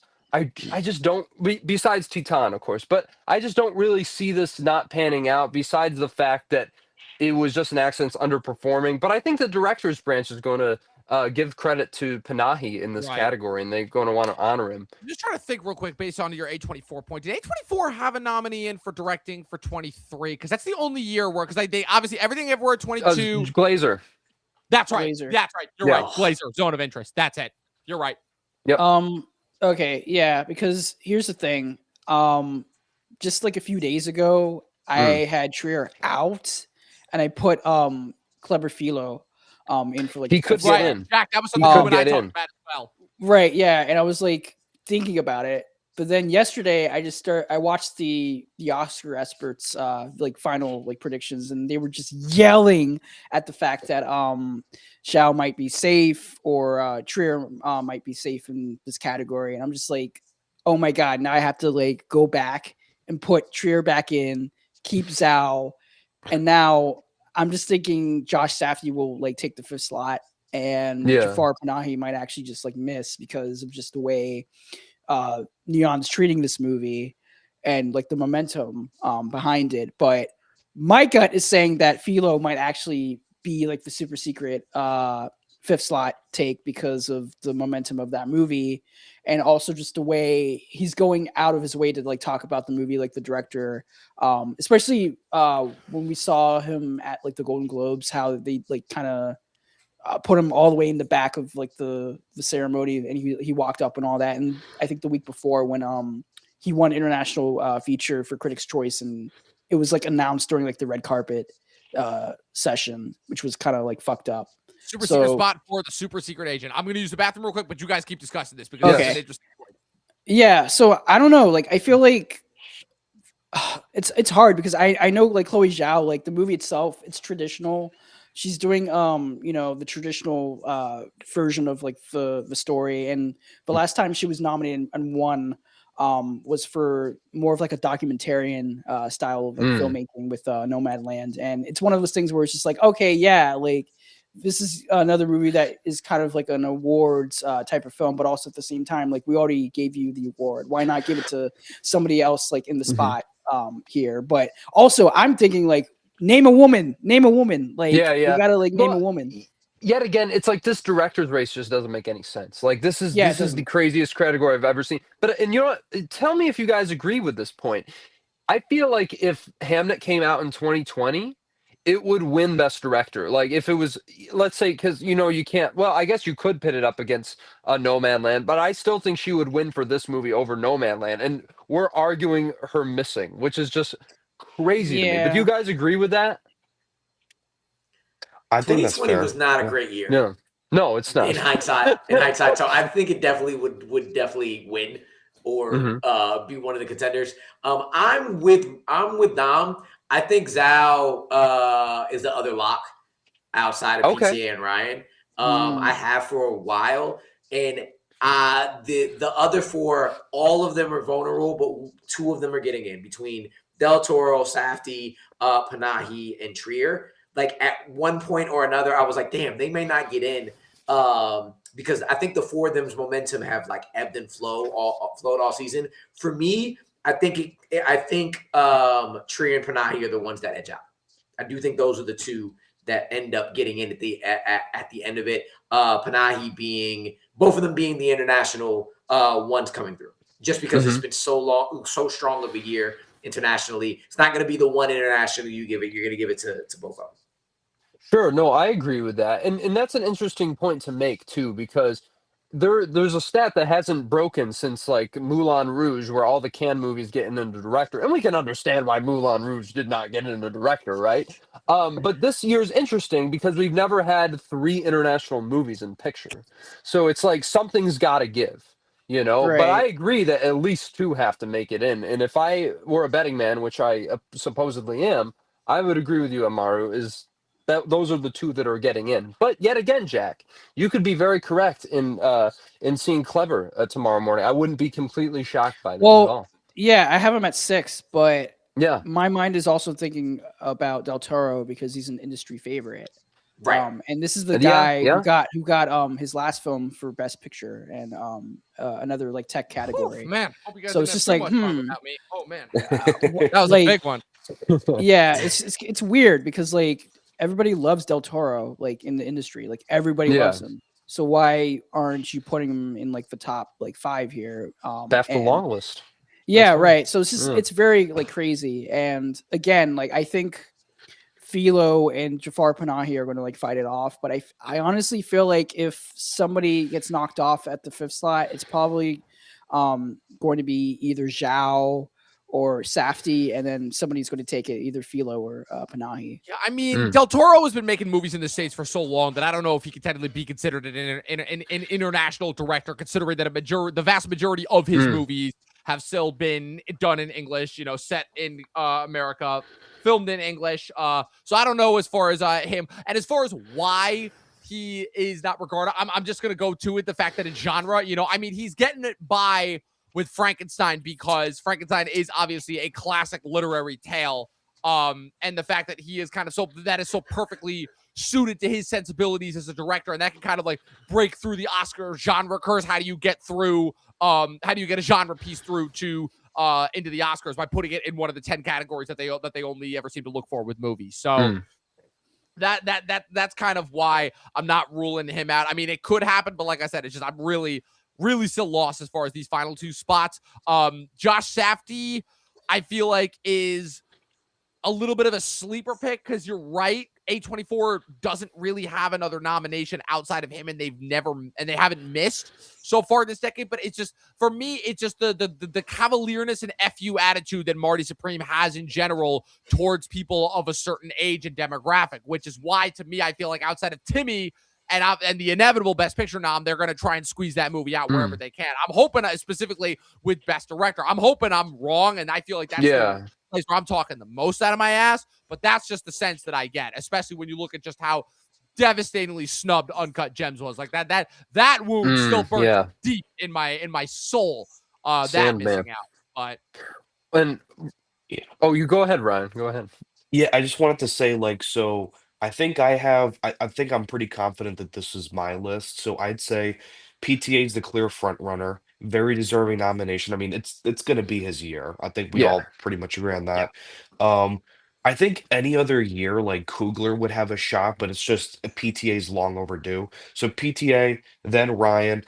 I am gonna go with Chloe Zhao as my number 3 because even though, and I like this movie, I don't think Nomadland deserves Best Picture, and I don't think she I deserved Best agree. Director. Um, a much less beloved film, just a shout out to Mank, which not a lot of people love, but I'm from a with you there. direct I love Mank. I that's love Very good Mank. film. baller. He should have won director that year, Fincher. from a I don't know. filmmaking I agree. standpoint, I'm I with think it. From that a film is I'm with way it. filmmaking more standpoint, impressive. I'm with it. Yeah, Yeah. And and COVID then was already a weak year to begin with, so absolutely Right. weak year, but I think that, and Nathaniel and I were talking about this one time. Hamlet's the type of film. It's one of my personal favorites of the year. It's gotten a lot of love. Jack mentioned earlier. I think, especially nowadays, it would be really awkward to not have a female nomination, and the fact that they have her and she's gaining this Yeah. much right. traction, I think she fits that bill too. But it also would be just a worthy nomination.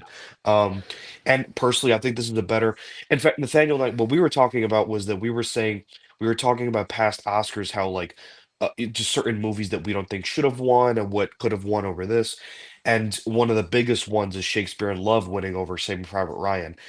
Hamlet's the type of movie, if that won over Saving Private Ryan, I think we'd have a different Yeah. conversation. That's Right. the Because to real me, I think it's the Shakespeare in better, Love. the Yeah. real And Shakespeare in Love. that is really interesting, and especially since that's so funny that you bring up as well the fact that they wouldn't have a female nominee if not for Chloe Zhao. The fact that what's it called? The fact that Chloe Zhao and Jane Campion won back to back at the beginning of this decade, and then 2022 famously and egregiously did not have any female director snubs, so much so that they had to make sure that they got a female nominee in with At least Justine one, Trier yeah. and Yeah, Coralie yeah. Fargat for the next 2 years. So Can Oh, films and just though. to Yeah. Can films. and to wrap it up too, number 4, even before Shape of Water, you had Pan's Labyrinth, didn't get the directing nomination, but the Academy loves Del Toro. They showed him Mhm. some love with Pan's Labyrinth, finally got his due with Shape of Water. Nightmare Alley got nominated for undeserving, Best but Picture. still, I'm glad he Very got deserving, recognized. but okay. Undeserving, Yeah. but this is fine. And Um, Nathaniel's At famous least spat. 3 would argue otherwise. he wins for Pinocchio. People love him. They love his personality. He's a visionary. Uh, he's had like such a long career, and on top of that, I think also the narrative of Frankenstein, just around not only the movie coming out after so many years and being as successful it is, and again just a really strong contender this year, but I think the narrative of him, oh, this is my vision of my favorite story that I'm finally getting to tell, I think that's going to boost a lot of the Academy's love for it. It's based on a classic story of a Mm. beloved franchise and series, so I think that's definitely going to push Del Toro towards that spot. And number 5, again, may not get in. I think it'll get in for Best Picture. I think my number 5 is Josh Safdie. It's kind of like, Wow. it's not Okay. exactly the same You're thing. going bold. As of right now, no foreign nominees. That's No crazy. foreign, That's That's because crazy, dude. crazy. my That's not going to argument happen. for I'm telling that, you right now, Ryan. my argument for it though is when you said like it's the new hot, exciting film that, kind of looks down upon like the older crowd that might be in the Academy. At the same time, by the way, I am not comparing this movie to this classic by any means, even though Marty Supreme's a 5 out of 5 for me. But this type of energy, this type of filmmaking, kind of reminds me of like a young Tarantino with Pulp Fiction, where it's like, even though Josh Safdie's in his 40s, it's kind of like a new kid on the block type energy. So I think Yeah. they might give it that That's director true. glove. That's I, true. Yeah. I agree he's getting nominated, but I definitely think that there's going to be an international pick, at least one. At Okay. least one of them. And I Yeah. think Trier, once again, I think he's kind of safe. Yeah, he's pretty locked. If Amara, what are your anything, yeah. thoughts? maybe Del Toro gets taken out and Right, put in that's my for. thought. Amara, what are your Yeah, thoughts I on mean, this? This is I something mentioned it where, while you were out. I had Okay. Panahi and Trier in my last two. You have okay. Panahi and Trier are your two. Yeah. Those are the two Okay. that I'm kind of going with as well. I think it's gonna be some combination of those two because it would it would be crazy too with and kind of in a weird way a repeat of 23 where even though obviously Glazer is an English speaker, Zone of Interest obviously was entirely I believe set at filmed in German, and then also Justin Trier with Anatomy of a Fall getting it as well. That'd be a cool little repeat from 2 years ago if Panahi and Trier get in. But yeah, so it's like I said, this category I think is still the most unpredictable, and I feel like we could be open for some surprise. Anybody who is not on that list, you guys see potential besides Kleber, obviously for Secret Agent. I just want to say a couple. Oh, go ahead, Jay. honestly, I mean, it would be crazy because like I think the momentum is kind of just like stagnant, but it would be crazy if like Yorgos takes one of the spots. It would be crazy. It would be crazy, but but that ain't happening. Yeah, I don't know. I don't see it, but it would be kind of just like, so how did this happen? Yeah. Right. And I want to say, not in real life, but rest in peace, Park Chan-wook in this category, which is because I would have him winning. Finally gonna happen. We thought it was finally going to happen. They're not that cool. And I do want to say, like you guys are saying, this race is just so chaotic. And it mentioned the surplus rule, and PTA is going to absolutely. I have not seen a more obvious. I have not seen a more obvious his time award in my entire lifetime. I don't think. But I wonder how the surplus rule is going to play in. Probably since DiCaprio. What are the surplus rules? Remind me. I don't know. Like I've been hearing about this lately. I want to look into it more myself, but apparently it is a big determining factor on who gets nominated in those last few slots. Huh. So with everybody overwhelmingly voting for PTA, I think this is really going to shake things up. Interesting. Well, that could be interesting. Well, Jack had to step out, but gentlemen, I think it's time to bring this to the big one, the final one, the final 10. So much so that I'm even gonna light up this joint here because I feel like if there's one, if there is an award for a movie year that has been more smoking hot, if you will, it is the Best Picture race for 2025. Just gonna take a little. Amen, brother. Smoke. Oh, that's nice. That's really smoking nice. That Maui Wowie. Smoking that ganja. All right, people. My 10 predictions that I have for Best Picture as of right now, as it stands, I have. And keep in mind too, if people are wondering like why I don't have this ranked, it's because I have everything in alphabetical order. That's why. Begonia, Frankenstein, Hamnet, It Was Just an Accident, Marty Supreme, One Battle After Another, Secret Agent, Sentimental Value, Sinners, and Train Dreams. Those are my 10 right now. The only one of those 10 that I have not seen is Train Dreams. Right now, to me, the only sneaky runner-ups that could sneak in are F1 and Weapons. Gentlemen, discuss. Is this our 10 for tomorrow? Yes. No notes, honestly, because I feel like this is a perfect 10. However, I do think Weapons might sneak in because of the PGA nomination. And honestly, if it does get like best casting, we might have to like look out for it also as for like original screenplay. Right. And, and potentially best picture if it does happen. But like I don't have any other like films that could like take it over for like the 10th slot. Like I just don't see F1. Like that would be like so fucking crazy and dumb. Yeah. And it would probably be because of just like the older like generational voters going like, oh, like cars go vroom vroom. Like, that's those drooling Academy members that play golf all day and then complain when they have to watch movies for their job. Right. They only watch like 3 movies a year and just go like, oh, fuck those guys. F1. Fuck everyone. I saw that with my dad. You know? It's so funny how like prestige the Academy sounds, and then you read like the Hollywood Reporter articles where they're like, yeah, that didn't come up in my algorithm, and it's like, what? It was just an accident. Vote for the Academy?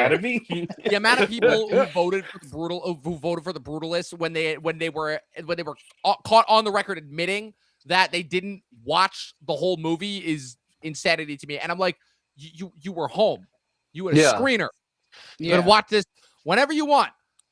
I digress. At least they're trying to enforce it this year, right? You know? A little bit. I just lit my joint up, and I want to be chillaxed. I don't want to be infuriated by the stupidity of Academy members, Amaru, Ryan, your guys' thoughts, any potential sneaky upsets for Best Picture? I unfortunately don't think it's changing, but this is my big swing, and I've mentioned it already, and I'm gonna mention it again. Begonia's out.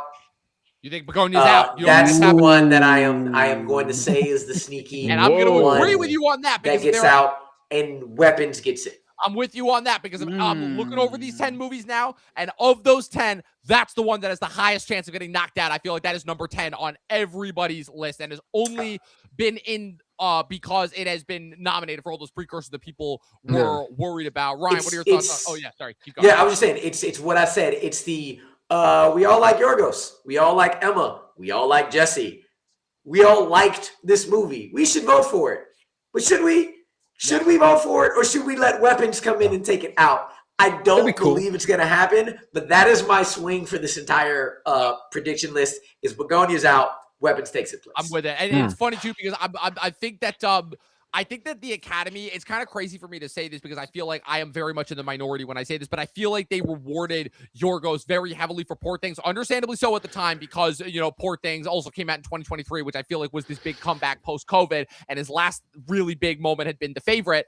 But I think that they kind of screwed up by, in their mind, it was because they gave Poor Things all that love. It rewarded Yorgos, I think, a little bit too early. And Begonia, which I think is objectively his best movie so far that he's directed of his entire... I've been very on the record. Begonia is my absolute favorite movie that Yorgos has directed so far.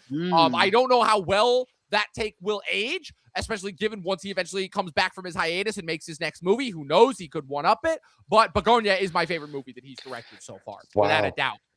I'm surprised that, I mean, that's like, I respect the take. I still, I think the Poor Things is his best film by far. It's my second favorite after that. I love Poor Things up until I started like reading into like some of the behind the scenes innuendos that were suggested by the movie. And it was one of those things where like, it didn't deter my enjoyment of the movie, but it definitely made me look back on it secondhand versus Begonia. The reason the kind of my argument for that movie is because it is such a rare case of a movie being able to have its cake and eat it too, where because the balancing act between whether Jesse or Emma is right/wrong is done so perfectly, and the fact that they both end up kind of turning out to be right by the end is just masterfully done. And just that movie, like I talked about this as well in my top 10 list, how it had this kind of weird tie-in with One Battle and Eddington, as far as all of those movies just kind of being about like kind of the collective loss of rationale and common sense that Americans as a whole have suffered, and how we kind of really devolved into just these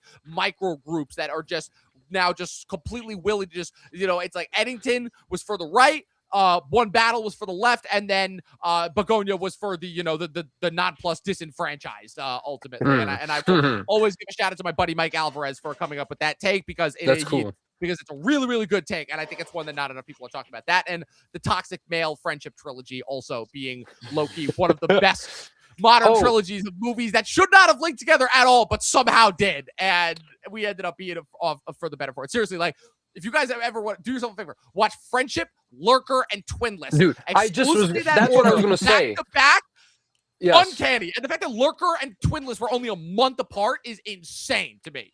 I was going to say that earlier. I wanted to shout out when we were talking about Michael B. Jordan, my favorite performance of Twins. I just watched it last night. I think Dylan O'Brien absolutely deserves a Best Actor nomination. Yeah, it was a great of the entire year. year. Holy shit! Just like what a movie. I got to give a shout out to Dustin for this one because Dustin saw this at Virtual Sundance in January and had been touting this movie, and I saw it. And I'm like, yeah, this really fucking rule. Also, the fact that I was coming down from an acid trip when I watched that movie just made that. Really? Dang. Not an acid trip, a mushroom trip, but the most intense mushroom trip that I've done so far this year. Oh man, like that was just. It's weird. I'm like, I haven't felt this way about a movie since I saw Climax on acid, and that made that's quite the movie. And that made my top 10 of 2019. I'm like, I don't care if this is like barely functions as a movie. This is one of my all-time favorite movies. I don't know why I'm getting into like all the stories of my sordid past, but yeah. So overall, I think it's safe to say that this 10 is pretty safe for Best Picture. It's been pretty locked up just based off the momentum, the overall discussion on these movies. Also, the fact that I think this is probably the biggest presence of international films, but not just international films, but widely recognized international films as well, because it feels like, again, everybody has to some extent has some awareness, at least within our community, of Secret Agent, of sentimental value, of it was just an accident. And this is it's a pretty just diverse and interesting slate of movies. And the fact that the blockbuster, quote unquote, that they have on here is Sinners is kind of amazing. Yeah. And this is of course Oh, I was just gonna say, I really do think it's like one of the best picture lineups of all time. Yes. Like I can't Yes. argue. Well, Like these are yeah, I all would great. say it's I the might have best to since- like do a little bit more thinking on that before I consider one of the best of all time, especially also when you consider that like for the vast majority of Oscar history, we've only had 5 Best Picture nominees per year. That's something you got to take into consideration as well. The fact But that for the amount year of- 10, it's up there for sure. I can see it. I mean, it's not coming close to 75 or 2007, which for me are still the top 2. But Sure. I would say the Parasite 99 year. is a great year. 99's up there for sure. Well, Yeah. Cider House Rules. Yeah, that Oh, one. yeah, No, minus that no, one. the Parasite year was Down a fire. peg, ultimately. That was a Parasite great one. 2019, That's one of the yeah. best. Yeah. And I agree. I think the low-key, 20 But slept on year 2009. 2009, I think, is a slept on year. The 2009. first, It's a the good one. first year they Up, brought it back to 10. Inglourious Up, Bastards. Inglourious yeah. Bastards, Up in the Air. Avatar, famously nominated. Hurt Locker's the winner that year. Serious Uh, Man by the Coen Precious. Brothers. Precious. Blindside, which again, not a great movie, but like so Mhm. light years better than Yeah. most of the other They ones. always of those have movies. one. There's They always always one. have that you're one. like, how There's did they get always on the there? one. Like, But yeah, But- low-key underrated year. Underrated Oscar year that year. And also 2010. 2010, really good. 2010 is good. Really, Yeah, really good. yeah. I agree. Really, really good. Oh. The worst winner, but really good slate otherwise. And even But, that, I Yeah. think that's a great film. It just shouldn't have won. yeah. yeah. We So, should but- reassemble this 5 later on to potentially discuss should. what are We the should. what the best picture lineups of all time are. That could I've been actually be watching. amazing. I've been putting in the Lord's work in that regard. So I have a lot of thoughts on that. But Oh. Ryan, were you going to say do you have any disagreements or? Well, I did want to throw out there, so I do agree with you, Amaru, that again, like I could be eating my words tomorrow. I'm not seeing Begonia make the list tomorrow. I'm just like I Really? feel like Hey, again, I could see I think an Emma Stone nomination or adapted screenplay, I think those are way more possible. With Best Picture, I think it is something where it's like, oh yeah, we love them, they're great, and then they just kind of forget to nominate it because it just didn't have the conversation. F1, I kind of want to throw a monkey in the wrench there and say F1 just because Mm. again, as Jack said, it is the big car goes fast movie, but it Best dad movie in a long time. Well, okay, Yeah. it's like the way I'm thinking it also as well. Surratt actually did really well at like the short lists. Yeah, oh, but It, so it did popped up Wicked, like though. 5 Not times. 10 pick. oh yeah, Wicked for Um, Good. How can we forget? No. Yeah. But no, listen, like I feel like that film Surratt, like it's one of those like lower tier like international picks this season. And I would say also again like No Other Choice.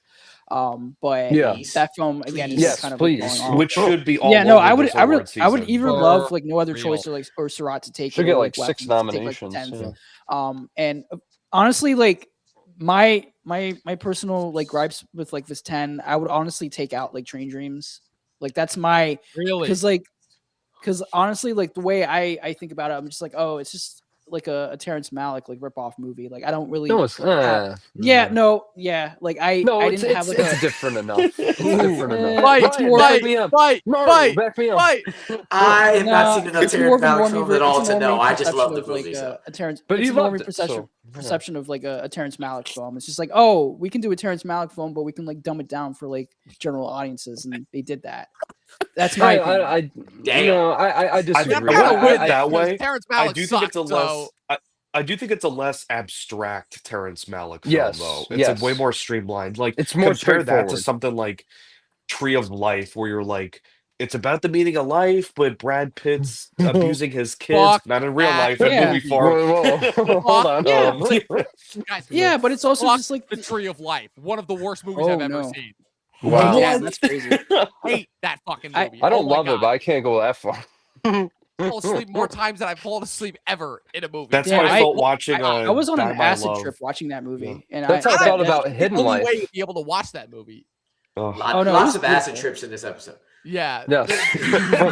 In case people are Yeah, wondering. but But I don't know, man. Like I feel like Surratt might actually do something like Maybe a I sound, think, but yeah, because like I feel like I it, do have like that showing up a sound, yeah. lot at Garage the Garage short is should definitely list. getting be. it for It should sound, be. for sure.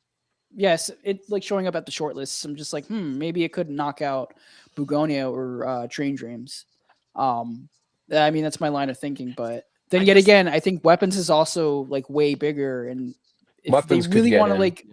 like nominate another like big blockbuster movie that actually like everybody has seen, everybody loved, Weapons is like Weapons. the perfect Yeah, choice definitely to, would be the second choice. Agreed. I just thought of something else as far as like for why F1 specifically could take Begonia's spot, and it's going to be for the dumbest fucking reason, but bear with me. If so, right now Begonia, right, because they always list off the movies in alphabetical order, right? Right now, Begonia is sitting at the top because obviously of its placement. If F1 takes its spot tomorrow, it would be the new one at the top. Oh, so we know. We know. I'm just Alphabet saying. bias. Okay. I'm Interesting. just saying. We will know. These things matter. They sound really Yes. trivial. They matter. Dude, it Also, would be I- like extremely loud or incredibly close. Like that would be like I will shoot myself. I'm if still that convinced that happens. people voted Oh for my the God. artist just because it was at the top of the list. I'm convinced. There's no way that movie wins Best Picture. This is what I'm like. That's one of the Over the Descendants, over Yeah. over Moneyball, Oh, yeah. Hugo. over Hugo, over Oh, fucking yeah. Midnight in Paris, which is like Woody Allen's Oh. last like great movie. Before they Yeah. completely canceled him. Yeah. Yeah, right. I think Blue Jasmine's great, but it's not Midnight in Paris. It's I will not say Midnight. that. No, no, It's it's one not. of his best movies. I do want to say though, real quick, because we have an explanation of the surplus rule, so I think it's worth mentioning. So basically, once a film or an actor gets enough votes to secure the nom, there we go. Well, it says a little bit lower that 20% plus one. The rest of those voters are redistributed to the second place on that ballot. So if PTA gets, there you go, right? If PTA gets 35 of all the votes, then 15% of all the votes will not be counted towards him and placed on a pile of another mention on the ballot. So that's how apparently he got the double noms for Zeta Jones and Queen Latifah.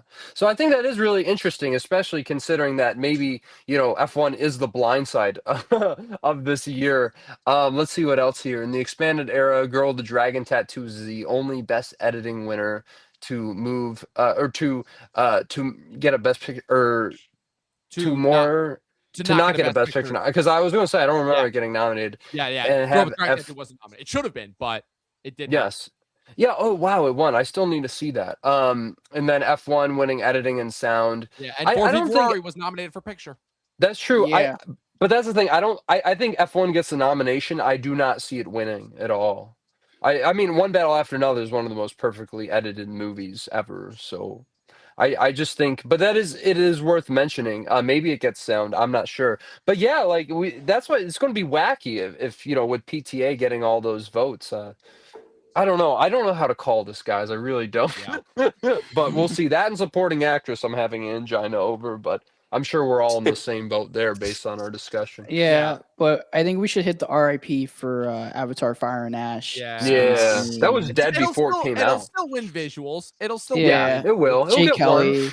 That's a lot Jay for a Kelly, cast. R.I.P. Smashing House of Machine Dynamite maybe for like a gets- hot House of minute. Dynamite for 5 Oh, minutes. man. There was a Wake point Up Dead Man. There was a point Wake where Up people Dead thought that Man. was gonna get a picture. That's a Wake Up sad Dead one. Man. That Yeah. was- Oh, I- Ballad of the I'm Small with you there. Player. That's Hmm. another one. I would have been Yeah, happy. Wake Yeah, Up Dead yeah. Man. Both the previous films got the screenplay Yep. nominated. They so did. this is Yeah. probably Tough the year, favorite. man. Tough Wake year. Up Wake Up Dead Man's my favorite Knives Out movie right now. So Yeah, it is- a That's lot not of the people would first agree time with I've you. heard that. So I've heard people We say Really? it's also their got to favorite. say A lot of people say RIP that. to After the Hunt because Yeah, I had that that one- mad that one early. was in the DOA. That died a Oh, long time ago. That Yeah. was one such a slog. DOA. Guys, like we all were passionate about film, and this is what gets us up in the morning. I love it. That movie felt like actual homework to get through. I'm so sorry, Luca. It was like a I I liked very it more than messy Calendar everybody was else. awesome, but Yeah, I'm this- glad oh, I God. skipped that one, honestly. Well, I liked it more than everybody Garfield is else. But I was just amazing. like, yeah, Which man, sucks like because this Lucas next Cook. movie, Artificial, sounds awesome. Yeah. Well, yeah, Again, I'm- Yeah. guys, Monica. I have I'm been watching saying that. this. I have been saying this for years. This file After the Hunt, sucking as much as it did, follows the Luca Guadagnino rule. It's every other movie of his is awesome because again, Suspiria, awesome. What's it called? I didn't watch the mediocre TV show that he did for HBO. Fucking Bones and all. Bones and All, incredible. Challengers, mid, queer. No, Awesome. no. What Challengers No. are Queer. great? No, Queer he was on was a winning trash. streak. Fucking He was on a Queer winning was streak. bad. L fucking Wait, wait, cake. Queer was bad. Don't even do that. Challengers No. is Queer a was five. trash. Come on. Amaru. And Challengers was great. Amaru. Yes, I mean I Come on. like Queer a lot, but it's pretty divisive. Queer. I'm like, I came out of that movie. I'm like, this is That automatic. was the slog to get through. I was just sitting there like, is this not over? It's not over. Shit. Sorry, Jack. That's cool. I Cool, was but, going like, he was on a winning streak, and then like after the hunt happened, and kind of just like. and just I- derailed. But he's Just coming back. this year Collectively, with, that's his artificial. He'll come back so- next Yeah. year though with artificial. Well, yeah, I'm betting on Artificial that. is as good as I hope. Here's the thing though: who is going to be the better evil CEO next year? Andrew Garfield in Artificial, or Jeremy Strong as Jesse Eisenberg in The Social Reckoning? Written and directed I by think Aaron Andrew Garfield. Sorkin.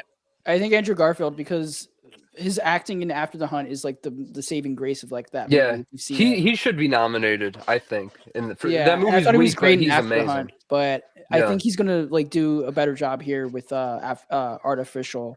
And I heard it's actually more of like a dark comedy type of deal Mm. with the material. As much as I'm happy this happened because we wouldn't have had Jacob Elordi as the monster without it.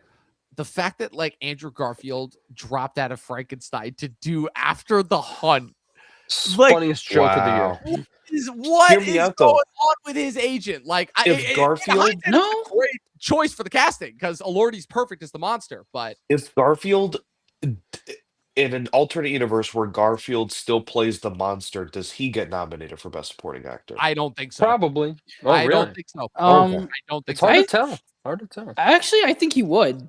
I think he would, because people would still be like, "Oh, like Andrew Garfield's still like gunning it for his first Oscar win." Especially with like Tick Tick Boom the last time around, we were He kind of should have won for that. Yeah, he should have won for that. A lot Um, of things wrong with that ceremony. The as we slap all couldn't well have. know. Oh, sorry. Yeah, I was. Yeah, we were gonna a Yeah, lot right, of right, things but- wrong with that ceremony, as we well Yeah. know. Yeah, but Ironically, what's funny is the best movie of that match did win Best Picture. Is what's most insane Yeah. about that. Yeah, you Yeah. know, Yeah, I agree. Coda, one of the few good Best Picture winners. That's like underrated. Yeah, I Um, love it. I don't know if I would have picked it for Best Picture that year. yeah, I still would have gone with The Power of the Dog. No, Ugh. no, Ugh. no. I'm with you, Jack. I would have picked it over Coda. So at with you, least. the Yeah, Power of like the over Dog- a heartbeat, I would. No, still pick, that was a movie that I'm Power like, of the oh, Dog. this is kind of cool. And then I watch it again. I'm like, this sucked. Like, this was Really? awful. Hear me out. I think Drive My Car was way more deserving than Coda. Okay, well, Yeah. yeah. I obviously. did not see haven't that. seen that, but I've Car's heard great. that I didn't that's see amazing. that. I You have got to heard see that, that's Dom. It's a great movie. Although that Great getting in movie. for over Denny still kind of irks me a little bit, just a little bit. Yeah, I mean it's a better Mm. movie, but I would have given Denis the nomination for Like director. just for those visuals alone, like I'm like I know that visuals get overhyped in the digital age, but like come on, those are Yeah. I would take out Campion actually. Hot take. Sorry. Yeah, it's a I'm very with hot ya. take, buddy. Power of the Yes. Dog sucks. It's not a good movie. I think it's a very good film, but I would I have don't taken out see King it to that Richard level. though. I would have taken out. Yeah. King Yeah, I Yeah, would yeah, Richard, yeah, yeah. no. I King wouldn't Richard have. I never think King Richard is. I think King Richard is a great movie. I just do. I think Okay. I know, it's good, I but, solid. enjoyed like, it a it's- lot. but- It's solid, but it's not like it's a in my opinion, it's a very 10. this is going to be taking the road, but it's fine. It's a very mediocre movie that I think is poorly executed because of its focus and ultimately is ruined in hindsight by its lead star's actions outside of the movie. I know that shouldn't affect the movie itself, but it's just one of those instances where because they're so closely tied together because of where it happened, like it's kind of unavoidable, unfortunately. So like He's like, great in it, but yeah, like he's Yeah. good, but I'm just like, why is this movie about Richard Williams? Like, I don't care about Richard Williams. I want to see Venus and Serena Williams. Like that's who I wanted to see, you know? Yeah, we Like, could have but had then- like a great like sisterly sports film. Yeah. Seen how they would have You played don't it. see and as- that very and as if to often. make my point even further, the fact that only a year later we got Serena Williams cameoing in Glass Onion of all movies, like, come on. Yeah, that's just one of those crazy coincidences. But yeah, so I feel like Oh. that wraps up. Yeah, Yeah. Ryan, what were you gonna say? Just one more thing too. So I know we said like Avatars pretty much has VFX in the bag. Do we agree that Train Dreams is a lock for cinematography? Yes, 100%. Over Sinners?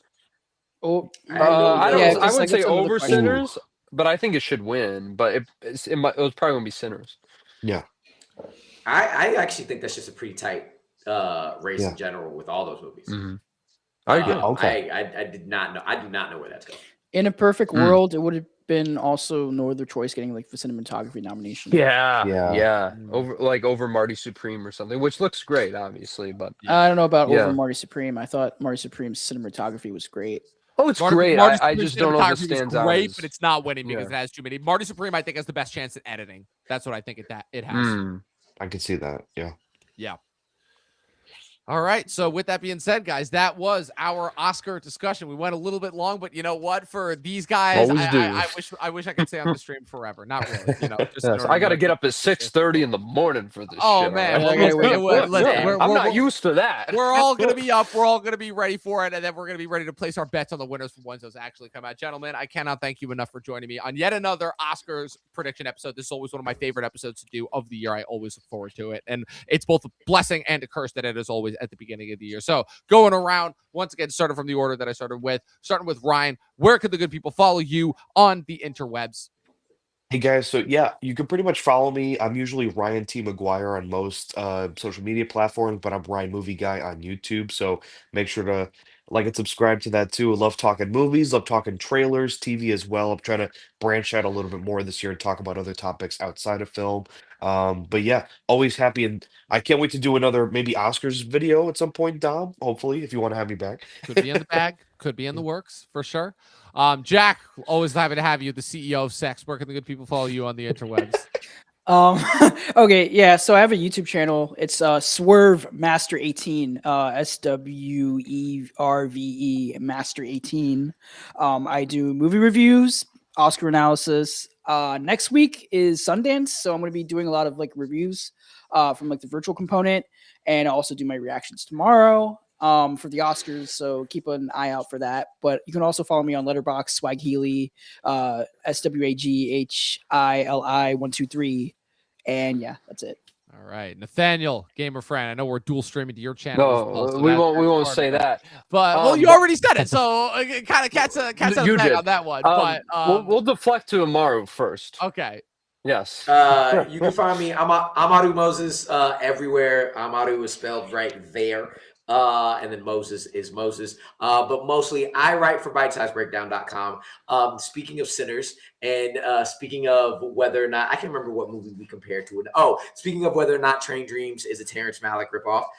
Tonight, I just dropped my latest article on Bite Size Breakdown asking what makes an original movie nowadays. Because in the past 3 to 6 months, I have had to argue that Sinners is not From Dusk Till Dawn, damn it. So go to bitesizebreakdown.com. Go read why Sinners is not just a black From Dusk Till Dawn. What makes an original movie? I just put that out today. Check us out on Bite Size Breakdown on YouTube.